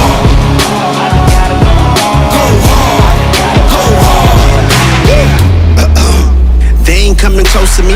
Flow is on atomic, I'm starting fires through poetry. The hardest out, staying loyal, no falling out. And if you step into the court, be ready, we ballin' out. Yeah, the coldest of teens, they know what we bring, don't try us. Ain't no in between, we go for these dreams in silence. Hard work, don't mistake it for magic. We been shooting in the gym, this is target and practice. Yeah. And I'm just getting started, getting feet wet. It's all in repetition, ain't a secret. All facts, all black dress code. Pay me my respect, collecting every debt. Oh, the hardest. I bring the pain. Not what you used to. It's all part of the game. Yeah, I just gotta go hard. I just gotta go hard. Go hard. Go hard. Go hard.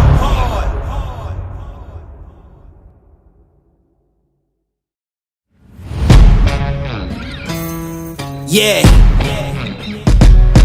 Let's go. We just gotta go hard. I go the hardest. I bring the pain. Not what you used to. It's all part of the game. Yeah, I just gotta go hard. I just gotta go hard. Go hard. Go hard. Yeah. Oh yeah, the beast back. Adrenaline pumping through my veins, can't relax. Original, I am not the same as these cats. I sting them if they never ever mind and they beeswax. I don't ever cap, but I'm wearing like 3 hats. Never been a rat, but I know where the cheese at. You'll never get a trophy cause they all here where we at. You better believe that. When it's all said and done, I'll still be here standing. Never took a loss and it ain't something that I'm planning. I dare you to say something, my focus is A1. Every dog has its day, it's been mine since day one. This is real grind and I'm still climbing. While you still trying, I'm still shining. It's real blinding. And I'm getting hotter too. Talking top 2, I'm not a 2. You let the pressure bother you and I do what I gotta do. Let's go hard. I just gotta go hard. Go hard. Go hard. They ain't coming close to me. Flow is on atomic, I'm starting fires through poetry. The hardest out, staying loyal, no falling out. And if you step into the court, be ready, we ballin' out. Yeah, the coldest of teens, they know what we bring, don't try us. Ain't no in between, we go for these dreams in silence. Hard work, don't mistake it for magic. We been shooting in the gym, this is target and practice. Yeah. And I'm just getting started, getting feet wet. It's all in repetition, ain't a secret. All facts, all black dress code. Pay me my respect, collecting every debt. Oh, the hardest. I bring the pain. Not what you used to. It's all part of the game. Yeah, I just gotta go hard. I just gotta go hard. Go hard. Go hard.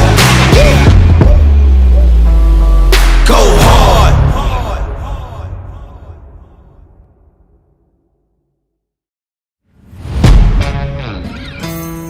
Yeah.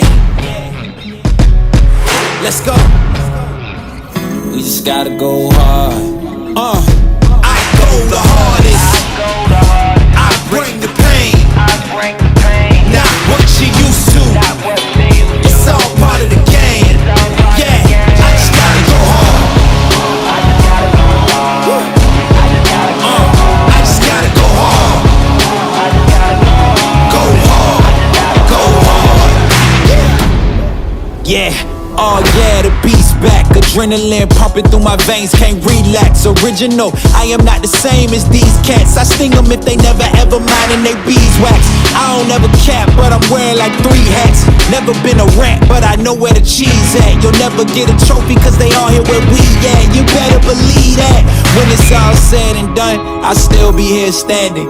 Never took a loss and it ain't something that I'm planning. I dare you to say something, my focus is A1. Every dog has its day, it's been mine since day one. This is real grind and I'm still climbing. While you still trying, I'm still shining. It's real blinding.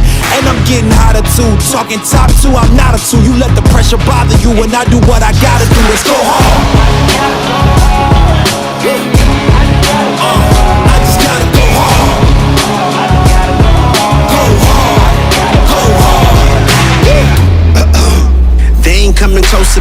Flow is on atomic, I'm starting fires through poetry. The hardest out, staying loyal, no falling out. And if you step into the court, be ready, we ballin' out. Yeah, the coldest of teens, they know what we bring, don't try us. Ain't no in between, we go for these dreams in silence. Hard work, don't mistake it for magic. We been shooting in the gym, this is target and practice. Yeah.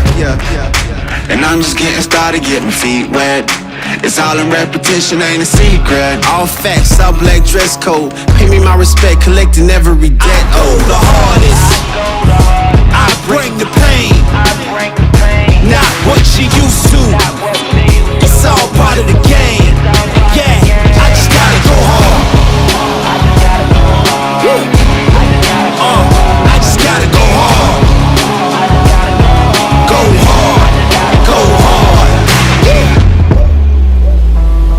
Go hard.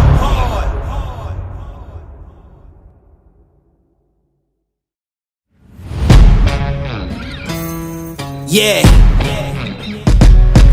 Let's go. We just gotta go hard. I go the hardest. I bring the pain. Not what you used to. It's all part of the game. Yeah, I just gotta go hard. I just gotta go hard. Go hard. Go hard.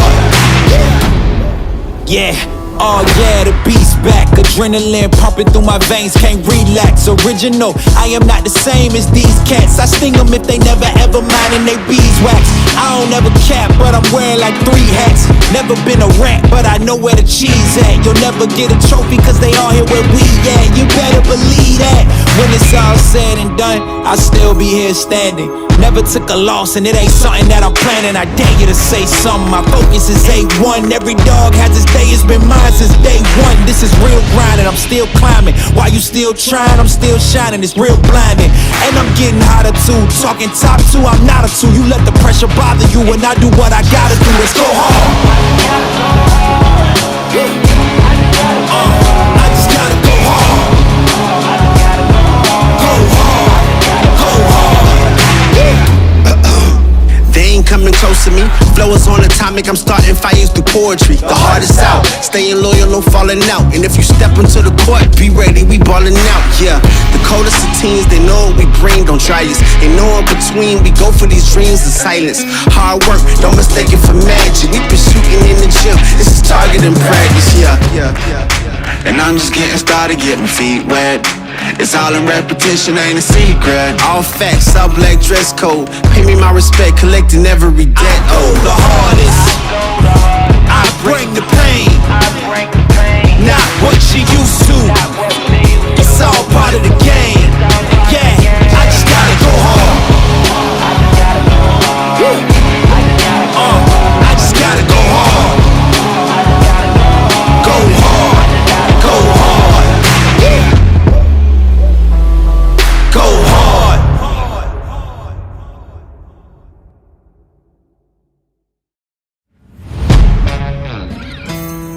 Yeah. Let's go. We just gotta go hard.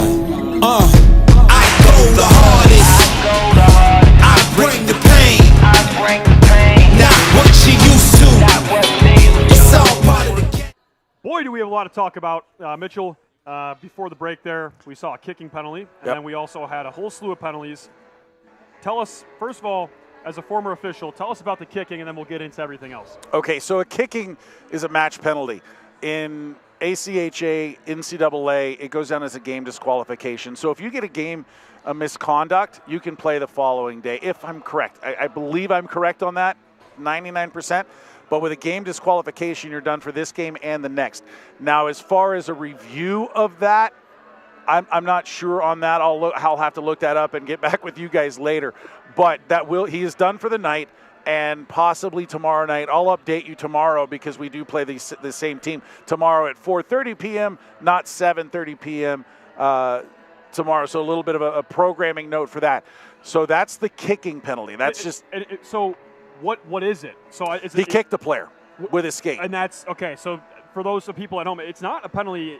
Is that called in the NHL? Because NHL, so I was gonna say I haven't seen it in a very long time, if ever. But it kind of I would just kind of say explain the significance. That I mean, I guess when you say kicking a player, pretty obvious they have blades on their feet. But yeah, I mean that's really what it accounts to. I mean, it's just one of those things that you don't want to do. You never want to kick a player. I've given that penalty. I've seen it.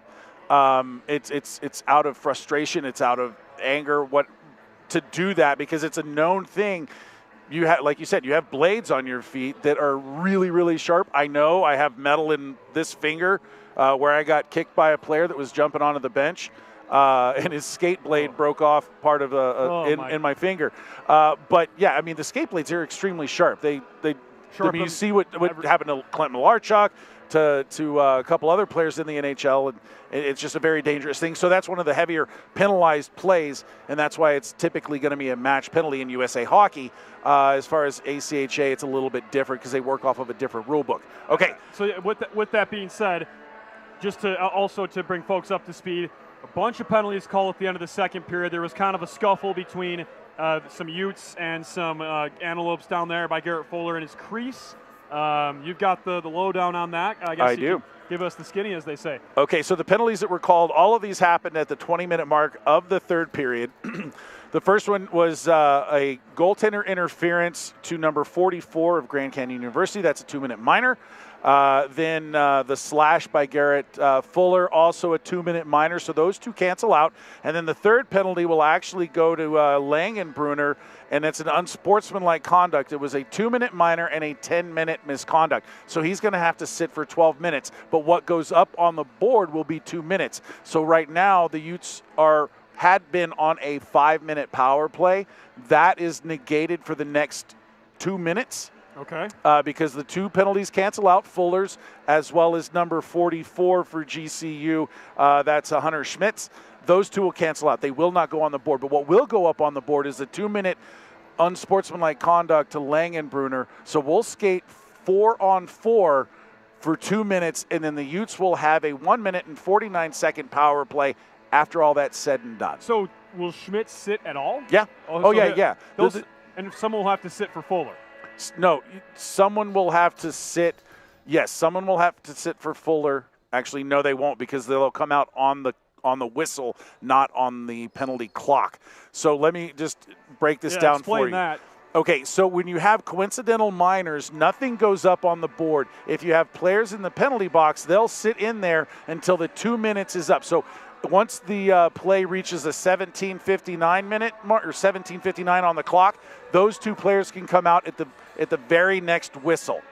So, but when you say coincidental minors, what about like coincidental roughing penalties? They go in the box. It doesn't matter. They're both still minors, so they'll both cancel each other out. But they still sit, right? Yeah, they do. Okay. So the players will still sit. So that's good to know. But regardless, if you're Utah, kind of a bummer because you had that 5-minute power play. I mean, there's still 3 minutes and 49 seconds remaining on that. That's a significant amount of time to do some damage. Yeah, so they'll have a near power play. They'll have, 11 seconds off of a 2-minute power play. But keep in mind, this is also something to keep in mind, which is that is still a major penalty. So even if they score in the first 5 seconds of that 1:49 after everybody's out of the box, they can score more because that is a major penalty. Just because you have other subsequent penalties following that, it does not negate the 5-minute major free-for-all as far as goals are concerned. So this, it's almost one of those things we call in the business a fire drill, but not really, because we're not going to have 3 or 4 guys in the box all at the same time from the same team. Right now, you're going to have one player in the box for GCU, which is Schmitz, because the gentleman that got kicked out, his number is. We've got it somewhere. I don't have it, but he's off. He's gone. He's not in the box. Tommy Wardis who was kicked off. You're exactly right. So Wardis is no longer in the picture. He's not sitting in the box. But there's only going to be 2 players in the box for the University of Utah. 2 players nobody in the box for GCU. But they will have to put somebody in the box for Wardis to serve his majors. So that's a correction on my part. So there will be 2 players in the box for both teams, but they kind of cancel each other out in the long run. It doesn't make an actual fire drill where it gets really tricky. There are times where the guy that's the second man in the box is the last man out of the box. So what is a fire drill for those? A fire watching at home? A fire drill is when you have three or more players in the box. You have an initial penalty, a second penalty, and a third penalty or a fourth penalty. Given it just depends on the situation. In that case, there's instances where that first guy will get out, the third guy will sit, but because the second guy wasn't up yet, he'll have to stay until there's a whistle. So there's potential for that third offense to get out of the box before the second offense. That's why it's called a fire drill, because it's really confusing and it's a little convoluted, but at the same time, that's why you hope you have really good penalty box operators, you got really good penalty timekeepers, and you have really good scorekeepers to make sure all of that is there. So hopefully all of you guys got that at home. That's a lot, but with that being said, we'll send it down to the ice for the third period of play between Utah and GCU. All right, so to continue that, as the players are on the ice, what we should see in the box is two players from either team, one sitting the minor for Fuller, one sitting, and then Langenbrunner should be in the box as well. And then for GCU, number 44, Schmitz, and then whoever is going to sit for Wardis, number 41, all of those players should be in the box. I think I got that right. Somehow, some way, I think I got that right. You nailed it. I had a lot of questions. You answered mine. We saw obviously the kicking penalty. That was something I have seen it called, but it's very rare. Like I have not seen it called in here in a very long time. But which is a good thing, because we don't want players kicking players with their hockey skates on. No, you don't. We're talking about. So obviously a very severe penalty there. But with all that being said, we'll skate 4-on-4 for the next 2 minutes. And then from there on, Utah will finish off that 5-minute major power play. GCU, though, we saw a lot of visible frustration from them, and rightfully so. I mean, they are trailing in this one by 4 goals. Yeah, they are, and they have a mountain to climb with only 20 minutes of hockey left to be played, because the Utes are playing a very solid game. Granted, there have been 1 or 2 lapses, but Garrett Fuller has done very well in net for the Utes tonight, as well as the defensive coverage for the Utes when they've been called upon. I mean, you look at how many blocked shots there have been, and when it's on the ice and it's loose, a University of Utah stick is getting it either to the sideboards, which is out of harm's way, or out of the zone, which is even more out of harm's way. And it looks like down on the ice, they're still trying to figure out who's going to be in the box, because it looks like there's 3 players in the box for the Utes, which doesn't make any sense because they only got 2 penalties. I guess 1 player is in the box for Langenbrunner, who has a 2-minute minor and a 10-minute misconduct. Somebody's going to have to serve that minor, and then somebody's also going to have to serve the minor for Garrett Fuller. Now my question, as I look over to the box for GCU, they have 2 players in there. Hey, I think everybody figured everything out. So for you guys at home, I hope that was as smooth as ice that we play on, and as understandable as ABCs and 1, 2, 3s. Clear as mud, right? Exactly. Mud with a layer of clay on top of it. That was you nailed it. I mean, absolutely. I would never have been able to figure all that out. Absolutely nailed it, and perfect description for people watching at home, because when you get in these kinds of situations, it is confusing, why there are these players in the box and who's serving what penalty and why, and because you've got to have players come out of the box for the minor, and you've got the major and all. Excellent description there. I actually learned a lot from everything you said. That's why you're rules analyst and color analyst, Mitchell Slott, on this broadcast. Meanwhile, I'm ready for a nap. Well, 20 more minutes. 20 more minutes. And then,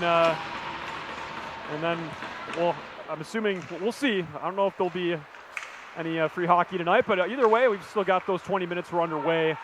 GCU was skated in. We're skating 4-on-4 on this Olympic sheet. It will play a little bit bigger, obviously, and we always make the comment at, GCU, they're coming down there from the Sonoran Desert, so And they just drew a penalty. Lorilla drew a penalty. It'll be number 79 that'll go to the box. That's Nash Jacobsma. Hooking will be the call once the GCU touches it. Nice move by Delaney there. What a move by him as Utah still maintains possession. Utah will go right back to the power play as here comes Slater. Slater peeling back. Fuller at the bench, of course. Utah skating 5 skaters with the 4-on-4, of course. 5-on-4 right now, and then GCU will possess that puck, which will lead to that whistle. And as Mitchell mentioned, nailed the nail right on the head. That'll be a hooking call against GCU number 79, Nash Jacobsma.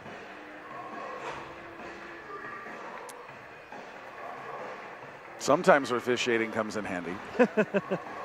Absolutely. And we'll have a face-off here in the Utah attacking end. GCU, and back to killing. A pretty rare 4-on-3. We don't see these all the time. No, you talk about open ice, man. There's a lot of ice to be had there. I think it favors, obviously, the faster team, and Utah, obviously, a pretty quick team. As here's Lorilla. Utah looking for that power play goal. Haven't got one yet tonight. Number 1 power play in the country. It's Ethan Light over to Jacob Slater, who's got a goal tonight. Slater at the goal line. Head fakes towards the middle. He had Correa right there on the doorstep. Correa looking for a hat trick. He fires a shot, gloved up by de Morinville.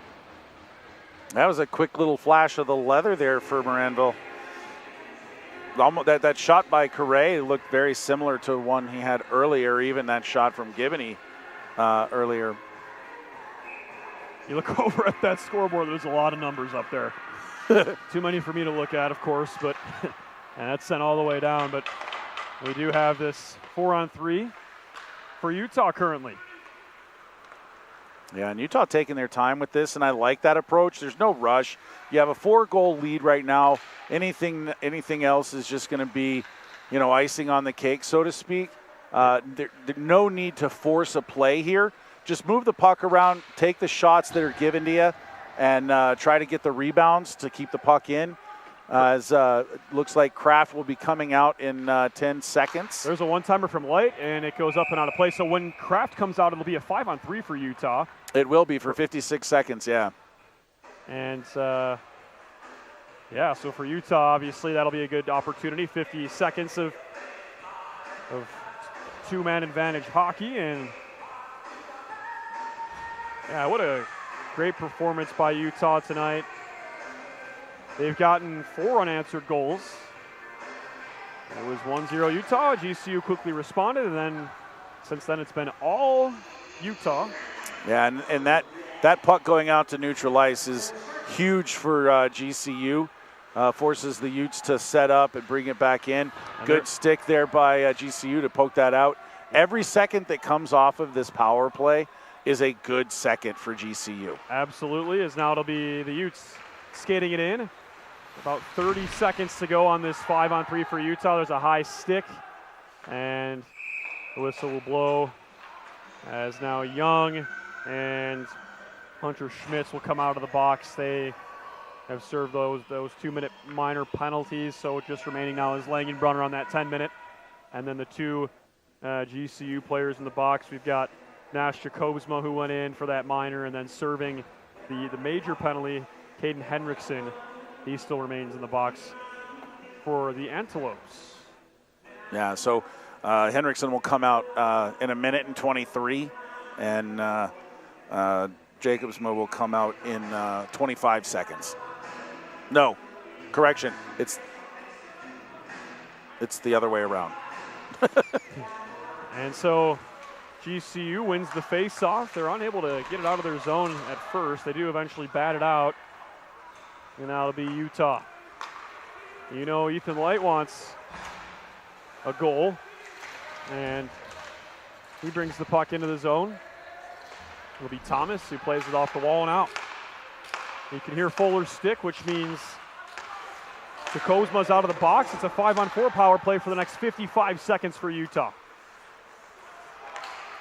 And now it'll be GCU the other way, shorthanded. They fire a shot, and Fuller up to the task makes the save. So one thing I just noticed on the end of that play there after Fuller held on to it, there was a scrum. In the second period, there were more scrums in front of the net, and you noticed as Fuller played it, and it was Jacobsma that came in on the forecheck, and another player. Neither one of them came anywhere near Fuller, which means to me, watching that sequence, that you know what, some of that pushing that took place and the action around the net post whistle, the Utes made their point. Don't touch our goalie, right? Because GCU could have easily gone in, crashed the net, sprayed the goalie, done any number of things there. And here we go for Utah. They're setting up shop. There's a shot from Schwab. Good save by DeMorinville. And now the puck will come all the way out. Couple of good chances there for Utah on the power play. They got to hurry here. 15 seconds. Nice pass to Slater from Fuller. Slater fires a shot just high. I believe the glove of DeMorinville did get a piece of that. 8 seconds remaining on this power play for Utah. There's a shot. Good save. Rebounds loose in the high slot. Backhand shot from Carre, looking for the hat trick. And DeMorinville makes the save. And GCU kills off all those penalties, holding Utah off the score sheet on their power play tonight. Almost 4 minutes expired here in the third period. So we won't see Langenbrew until the 8-minute mark and the following whistle. So that'll be when he's available, because all of those penalties, or that his penalty took place at the 20-minute mark. So his penalty time didn't even start until the drop of the puck for the third. So he's not out for another 8 minutes. And that's obviously, you love to see him standing up for his teammates, but he's a skilled player. You don't want to have him in there, too often. Thankfully for Utah, the game kind of, I'm not going to say won, but obviously very heavily lopsided in their favor, as now it'll be Senegal dumping it in. And now it'll be the Antelopes. Here they come the other way. It's Jacobsma. He fires a shot. It's just wide. The rebound's bouncing around behind the net.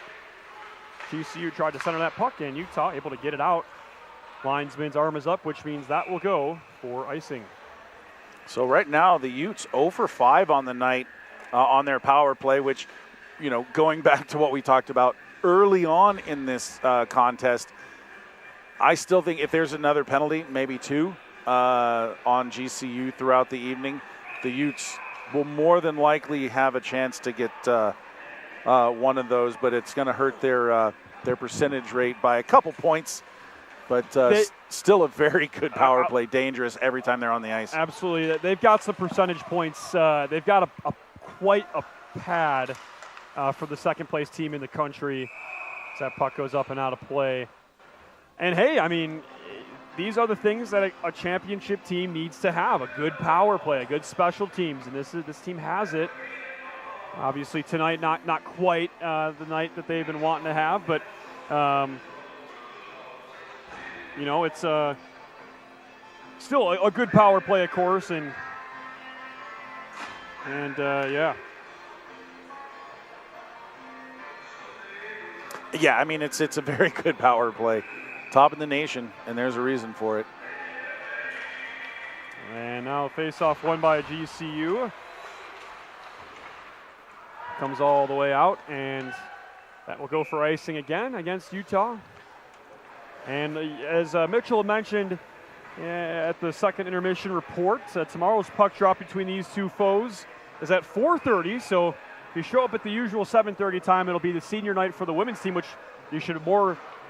we'd be more than happy to have you come out for that, of course. Come support the women's team as they close out their home schedule here in Salt Lake tomorrow night at 7:30, and then we will be on the air at 4:30 for GCU and Utah. Don't miss the pregame show. And and one of the things we didn't say about the pregame show is puck drop is at 4:30. We'll be on the air at about 4:20-ish. Yeah, it's a little bit before then. Yeah, the hard-hitting stats and analysis, you're not going to want to miss that before the game, as our post-game show as well coming up after this one as GCU skates the puck in.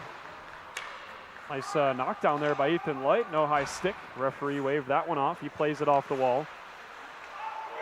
And GCU comes back the other way. At this point, GCU, I mean, really, it's about building momentum for tomorrow's contest. And you can just tell it, like we said, the visible frustration. It's a team that, you know, they can play better than this, and there's a pass that goes awry and out of the zone for those Antelopes. With just over 14 minutes to be played. Larilla peeling back. He has a man on. Nice little pass there from the Utes. It's Kruchek at center ice. He's got it, dumps it in. Played to the opposite side. Giboney's there. Nice job by him to kind of win that puck battle, and he was pickpocketed. Yeah, he was trying to kick that forward and lifted his skate just a hair too much. Missed it. So now it'll be the Antelopes. Hunter Schmitz over to Ukele, and now the puck will go all the way deep down into the Utah zone. Obviously for Utah, the time not very important for them. They'll burn as much of it as they so please. And it looks like Utah did not get a piece of that one, so another icing call against them. Yeah, it's the fourth icing for Utah tonight, and it's unfortunate for on that play because it was just missed by the hair on a chinny chin, shall we say, from touching it. But I mean, I think at this point of the game, 13-10 left, 4-goal differential. Utah looking strong still. These draws are good to go through in a game situation to try to, you know, increase confidence levels. You know, GCU got that draw, but I think, you know, getting those draws, those defensive zone draws, that can be vitally important in championship knockout type of games. Having gone through that many times throughout the season can only help their chances in nationals. Absolutely. It's just, yeah, getting stronger down this stretch for Utah. And I mentioned it earlier in the broadcast, but this is the second to last home weekend for the Utes. As looks like Sonegal carries it in now, sends it on net. It's deflected and a little bit of an awkward play sent towards DeMorinville. And he's able to stand up to the task, and there will be a penalty against Utah. I don't like that penalty. And I hope there's a retaliation penalty to follow, because I'm not sure what that penalty is going to be. I didn't see it as a penalty. It was shoulder to shoulder. But it looked like Sanford Zito had his hand up as soon as that hit took place, just in front of the bench. But yeah, it looks like they're going to go tit for tat. Absolutely, because if you're going to call a retaliation against Utah, it should be called the opposite way as well. Hopefully we'll get the correct calls made here, as GCU will have one man skating to the box. That's Jack Dolan. For Utah, skating over there is William Schneider. Yeah, frustration's boiling over here for GCU. No visible signal there from Sanford Zito.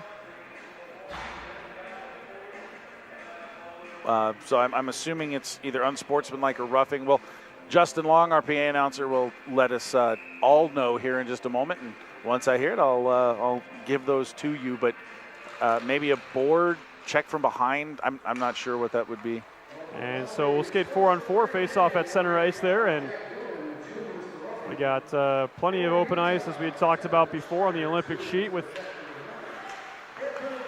the 4-on-4 is out. Here come the Antelopes the other way. They skated in. Cross ice pass intercepted there by Delaney. Larilla behind his own net. Long dump in there from him. Slater follows that one up.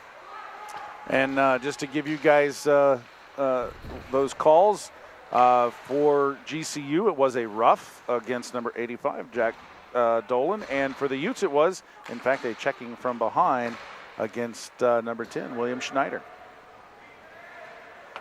And that puck will go deep into the GCU zone, as we're almost a minute into those offsetting 4-on-4 penalties. And GCU will peel back. That was Nealon. And here come the Antelopes the other way. There's a shot, good save by Fuller. Puck pops up into the air and knocks down there by Jack Thomas. Light will skate it in across the line. A couple head fakes there. Towards the middle, one-timer for Sendin, and Sendin held on to it for a moment there, then fired the shot, but nonetheless, a good chance there from Utah. Utah controls, light, stick handles, head fakes. Good defense there up front from Sean Spring. 20 seconds to go on those offsetting penalties. VCU back the other way. Ukel skates it in, sends a cross-ice pass. Nice little drop-off there for Thomas. Thomas shoots it. Good save by Fuller, who was coming out of his crease to shut down the angle. And now Utah has the puck. Yeah, I think he should have shot that instead of taking it low angle. He had a shot opportunity as soon as he received the puck on a really good drop pass, but decided to take it to the corner or corner of the net and never really got a shot away. 4-on-4 is expired. We're back 5-on-5 as we're almost halfway through this third period of play in game one of this series. Puck finds its way out. GCU with it, looking for another goal. They fire a shot, and another good save by Fuller. Yeah, Fuller's been on it tonight. Besides that one goal he let in, he's been right there for the Utes all night, and coming in relief, even though 2 goals have gotten past him. De Moranville has done pretty well for GCU. I mean, coming in cold, I'm not surprised they got a couple quick ones on him, but I mean, he's done very well for GCU and helped them not let this game get too out of hand. Kind of stop the bleeding, if you will. There's a great blocker save from Garrett Fuller, who's having an excellent night, seeing the puck very well. As here come the Antelopes, Utah takes that puck away, and it goes up and out of play into the netting. I want to give you a compliment. You said 3 words. Stop the bleeding. Oh, yes. To say exactly what I said in like 40. Yes, yeah. And anybody that knows me is really laughing right now if they listen to that. Yeah, I mean, he kind of stopped the bleeding. Utah hasn't gotten on the board yet in this third period. They, obviously broke the game wide open in the second. But a 5-1 situation right now for the Utes. It's one of the better games we've seen them play on home ice this season. And I mean, quite frankly, I think we can count the amount of losses on one hand that we've seen in this building this year. I mean, this team has been great on home ice, which is exactly what you need to be a good team. I mean, and they're doing that against a very good team in GCU too. Yeah, it really, absolutely. And you hear the guys say it, and it's true. It's sweep at home and split on the road. And this team is, for the most part, adhered to that. Obviously some series didn't quite go their way in some situations, but, I'd say all things considered, a pretty, obviously good season for Utah, and especially on home ice, we're pretty fortunate. We've called a lot of wins so far, and it looks like tonight might be another one. Yeah, I would agree. I mean, it's fun to be able to call wins. It is. And that kind of goes back to what I was saying, like in the beginning of the game, where when we sit down to call these games, there's a confidence that the Utes are going to do well in every single game that they're in, as opposed to, just a few years ago where, okay, what's the score going to be for the other team? And now that's just not the case. They're I mean, top 10 in the nation. Yeah, that's special. Fantastic. Special, very, very special. Yeah, number 9 right now. They've been ranked as high as 7 this year. That is the highest they've ever been ranked, of course. And I still remember writing the article for the website when Utah finished the season. It's still ranked in the top 20, whatever it was, a couple seasons ago, and it was a big positive result. They just barely missed the tournament. Now it's like, it's not just scrape in. It's we want the bye. We want a top 10 seed. And well, add to that, from the very first game this season, it was national title or bust. Yeah, it really is. And you don't make that statement, and that statement wasn't us saying that. No, that was the coaching staff as well as the players. They were like, hey, look, we have one goal in mind, and that is to get to nationals, and then once we're in nationals, win it. Yeah, that was game 1. Right, and it's You know, and if you're not a Utah person, you might kind of giggle at that a little bit because it's a team that's only been a Nationals once, and you're like, how can you say that? They've only been a Nationals once. Maybe the resume is not necessarily there in previous years to back that up, but they score. There's goal. A tip in front, and they score. It gets past Fuller, which is not an easy thing to do, but it's a tip. I'm not sure who got the goal. Leading the goal-scoring line there, looks like it's Christian Carto, and that'll be the second one of the night for the Antelopes. As you know, we had mentioned, any momentum you can get for tomorrow, obviously very important. Yeah, that was an odd one. I saw it tipped, and Fuller looked like he was on his heels a little bit. There was a player in front, so he probably got screened on that shot, as well as it being tipped. So, GCU's not quitting, and I love seeing that out of any team. It doesn't matter the score. You play till the 60 minutes are over, or you shouldn't even show up. Absolutely, and I mean, the craziest comeback I've ever seen in this building is Utah was down 4 to start the third period, and they came back and won the game. I mean, that was GCU's situation as well, but it is getting pretty late here, but regardless, a 3-goal lead for Utah, and GCU getting that tip-in goal there. It's sometimes all you need, just kind of scratch and claw to get back into it. And now the puck goes to the far side there. It's flipped up into the air and out. And Noonan will skate after this one. And we'll go all the way in, and we'll go behind the GCU net. That's Thomas. Schwab there for Utah to try and break things up. Yeah, and you can tell GCU's on their toes right now. They're pressing the Utes, even though the puck's in their D zone. They're moving. You can tell that that goal kind of ignited something within them. With 7:08, hey, this is a 3-goal game. I have seen personally, firsthand, 3-goal leads disappear within a matter of a minute and a half. So, the game is not over, and that's why I said I like that I'm seeing GCU play like they are, because they're not giving up on the game. They're still battling and hitting. Right, and they say it's the worst lead to have in hockey for a reason. There's a shot, good save by Fuller. Yeah, for Utah, you can't let your guard down at this point. There's another shot, good save by Fuller. No, if anything, if you're Utah, you pick your game back up to where it was, where you ended the second period, just dominating in ice time, possession, and position as well. And here's GCU. They played in front to the slot, and for Utah, thankfully for Utah, it bounces away. Noonan laboring down there on the ice. Yeah, he got hit from behind. No penalty on the play, but yeah, he got hit up high, but from behind the net. So now it'll be the Antelopes in Utah's zone. There's Cummings coming in to help there for Utah was Young, using his backhand to force the play the other way. They fire a shot, good save again by Fuller. And Langenbrunner should be out of the box on the next whistle. It'll be good to have him. It just kind of shows you how much action's been going on. It's 5:43 and he's still in the box. Right, and that's a long time sitting in that penalty box as that puck pops up into the air behind the net.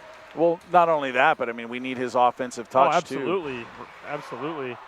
That play deemed offsides by the referee, forcing a reset from GCU. They'll peel back. Schneider looks like he doesn't get a piece of that. So with that being said, Langenbrunner does come out of the box, and we'll get an icing call against Utah. Yeah, I wonder if Morgan will put him on the ice right away with Light on the next shift. Try to regain that 4-goal lead. Shots now 24-18 in favor of the Utes. 5:18 remaining in the third period. Score is 5-2, also in the Utes' favor. GCU has the puck after the faceoff, just over 5 minutes remaining. There's a shot, it's deflected in front. It eventually makes its way towards Fuller, and we get a penalty. Looks like this will be going against Utah. Nope. Maybe not. I was wrong. I thought the referee was looking at a Ute there, but that'll be against GCU. And obviously the Utah fans in the house pretty happy with that one. It's going to be Colby Donovan. Roughing is the call. Time of that penalty, 14:53. I wrote on my page 03, and I'm like, that doesn't make sense. So quite a few penalties in this game. I'm on my second page, like 10 penalties so far in the game. And with that face-off, that'll come all the way down. You are right, though, that there are quite a few called tonight, and no power play goals to my knowledge, I don't think. No, not yet. For anybody. This is the Utes' 6th power play opportunity of the game. So they are well due for a power play goal as we get a shove after the whistle there. Yeah, 23. Gherkin, a little cross check to, I believe it was, well, I thought it was Correa, but that's not him. A little cross check, but I'm okay with that, with what's been going on in the game. You're protecting your goalie just like the Utes protected their goaltender. Now the puck is going to be dropped outside of the offensive zone. The only reason why I can think of that is if the defenseman came down below the top of the face-off circle. That'll cause the puck to be dropped outside the zone as opposed to in on a whistle. So Utah on this power play. Getting late here in the game as they play it forward. It's Correa. He's looking for a hat trick. He's got 2 goals tonight. Correa, backhand pass to the point for Larillo. Larillo over to Slater. Slater's got a goal tonight as well. And some good defense from GCU will get that puck all the way out. Slater looking to catch GCU sleeping here. He skates it across the line, leaves it for Kruchek, but eventually the stick of Husby's able to break that one up. 1:10 to go on this power play for Utah. It'll be Delaney. Backhand pass over to Langenbrunner. Back out on the ice. Good to see 15 in white out there. And UCU clears it out again. 4 minutes to go in regulation time. It'll be Delaney dropping it off for Light. Light across the line. Fires a shot. Stick saved to Moorville. Rebound. Light almost got there and fouled up his own shot there on that rebound. Yeah, Light is a nifty player to watch. In normal speaking, I wouldn't say nifty. That's just not a word I use. But in hockey, you hear that a lot. Like, he is nifty. He's sneaky. He's quick, and he lights the lamp for the Utes. And now it'll be Light. Yeah, he really is. He's a very skilled player. Good hands, good speed. As that's another penalty killed off for GCU. I mean, that's a positive you can look at if you're the Antelopes. You keep the best power play unit in the country off the board tonight. Sunnigal fires a shot, and it's a good save by DeMorinville. Yeah, the scorekeeper calling over the referees for some reason. Not really sure, as all penalties have expired. Sanford Zito over there talking to Athena Poole. And yeah, some sort of discussion is. I don't know if it's a number of penalties on a certain player. Oh, maybe a potential ejection because of. They are looking at the official game log, the score sheet down there. And yeah, some discussion. I've not seen this before. The only player I see repeated is 85 for GCU. That is Jack Dolan, but he's only on there a couple times. So I don't really know what is being discussed down there. And yeah, it looks like Sanford Zito going over to the Grand Canyon bench. I'm quite dumbfounded. I'm not quite sure what's going on. I've never really seen that happen where the booth scorer called over the head officials for a discussion, and it's obviously not a quick one. It's something is up down there. Less than 3 minutes to be played in regulation time. And now you see alternate captain Jake Larilla skating over for Utah. And he's Matt Orr is taking the roster over there to the bench. The only other thing that I could see potentially is if they had a player on the ice playing that wasn't on the game sheet roster, which would be a 2-minute minor. Right. It's not something you want to see. I can tell you more than one time today as I go and do my research prior to games, because I usually get here about 2 hours before the game, and I'll look at the rosters and I'll look at the game sheet as well. I literally have saved both teams penalties because it's happened in the NHL this year actually a couple times where one team tries to kind of it's gamesmanship. It's like, hey, he's on the ice, he's not on your route. And also there's also a way you can do it with the starting lineup, right? If you set a starting lineup and the players you change it, you can get a penalty. So I guess this will come to a conclusion here in a moment. And nobody skating over for GCU. 17 is going off, so that is what it is. He was not on the game roster, so either he cannot skate or a penalty.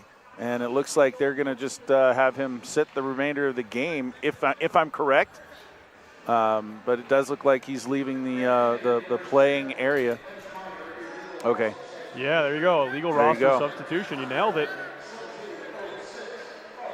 So as soon as I saw him taking the game sheet over there, it clued me in. So I think I've called his name out tonight. So has he been playing illegally all night and they just caught it now? Well, it's not necessarily illegally, I would say. I mean, it will go down as a bench minor for illegal substitution.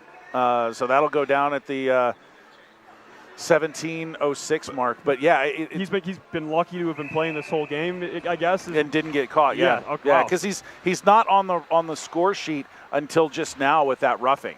So as soon as he got the roughing minor, it led the scorekeeper to look up his name and number. If he's not on there, that's going to alert the scorekeeper. Wait, something's a little fishy here, and that's why she called over the referees to discuss that. And no objection from Grand Canyon. It's an oversight. Honestly, right now it's kind of a moot point. If it was a 1-1 game, it'd be much greater. But 5-3, a little bit less impactful. Absolutely. Now it's Correa. Utah, another chance to get on the board for the power play. It's Correa. Winds up a shot. Good save to Morinville, and it was loose in the 5-hole there. But he did cover it up, and we'll get a whistle again. Just over 2 minutes to be played in the third period here. And I think it's pretty safe to say Utah is going to take their third victory in a row home tonight. Yeah, they will. It's hockey, though. Like, it really is hockey. Like, you say that, and more than likely, yes, but it is hockey. And GCU has not played a bad game. They've played a good game. They've played it physical with the Utes. Just that second period, it's. Yep, hand pass. You can't do that in the ACHA. Anywhere on the ice. And looks like Jack Thomas didn't know that rule. He was pointing to the ice like, I'm in my defensive zone. And up until just a few years ago, that was legal still. Because any other league around the world other than NCAA and ACHA and juniors that uses that rule book, you can't make a hand pass in your defensive zone. Anywhere on the ice, you can't make a hand pass. Whereas in all the other leagues, if you're in a defensive zone, you can make a hand pass to your own player. So good to know. I didn't think I was going to talk about rules this much tonight. It comes in handy, absolutely. As we'll have a face-off in the GCU zone. Utah wins it with a minute to go on their power play. Thomas is going to get this puck and ice it, send it all the way down. Burn some time off that kill. And again, the Utes aren't in a rush. I don't think they're you and I and everybody at home are more concerned with that power play percentage than the boys they are. That are wearing the interlocked U's are worried about it. There's Light, a shot, good save. And I wouldn't be surprised if a lot of the players may not even know they are number one in the country. Maybe they do, maybe they don't. I'm not sure, but they're not. I'm not telling them. They're not concerned, obviously, about it. I wouldn't be either. It's you don't want to add that kind of pressure to yourself for silly reasons. But at the end of the day, the numbers speak for themselves. It might take a hit, but it's still going to be a darn good number. Yeah, and knowing this team the way we do, we know the dub is more important than anything. Absolutely, as Langenbrunner almost walked all the way in and made a couple of moves and scored there, but GCU takes the puck away. They'll skate it in short-handed, looking for that third goal. One-timer! Good save by Fuller. Yeah, good save there. He didn't have it at first, but covered it up as quickly as it came to him. 14 seconds remaining on that Utah power play. 1 minute and 8 seconds remaining in this game. So third win in a row for Utah. We'll have game 2 tomorrow at 4:30, as we've mentioned a couple of times. Join us shortly before at 4:20 for that pregame show.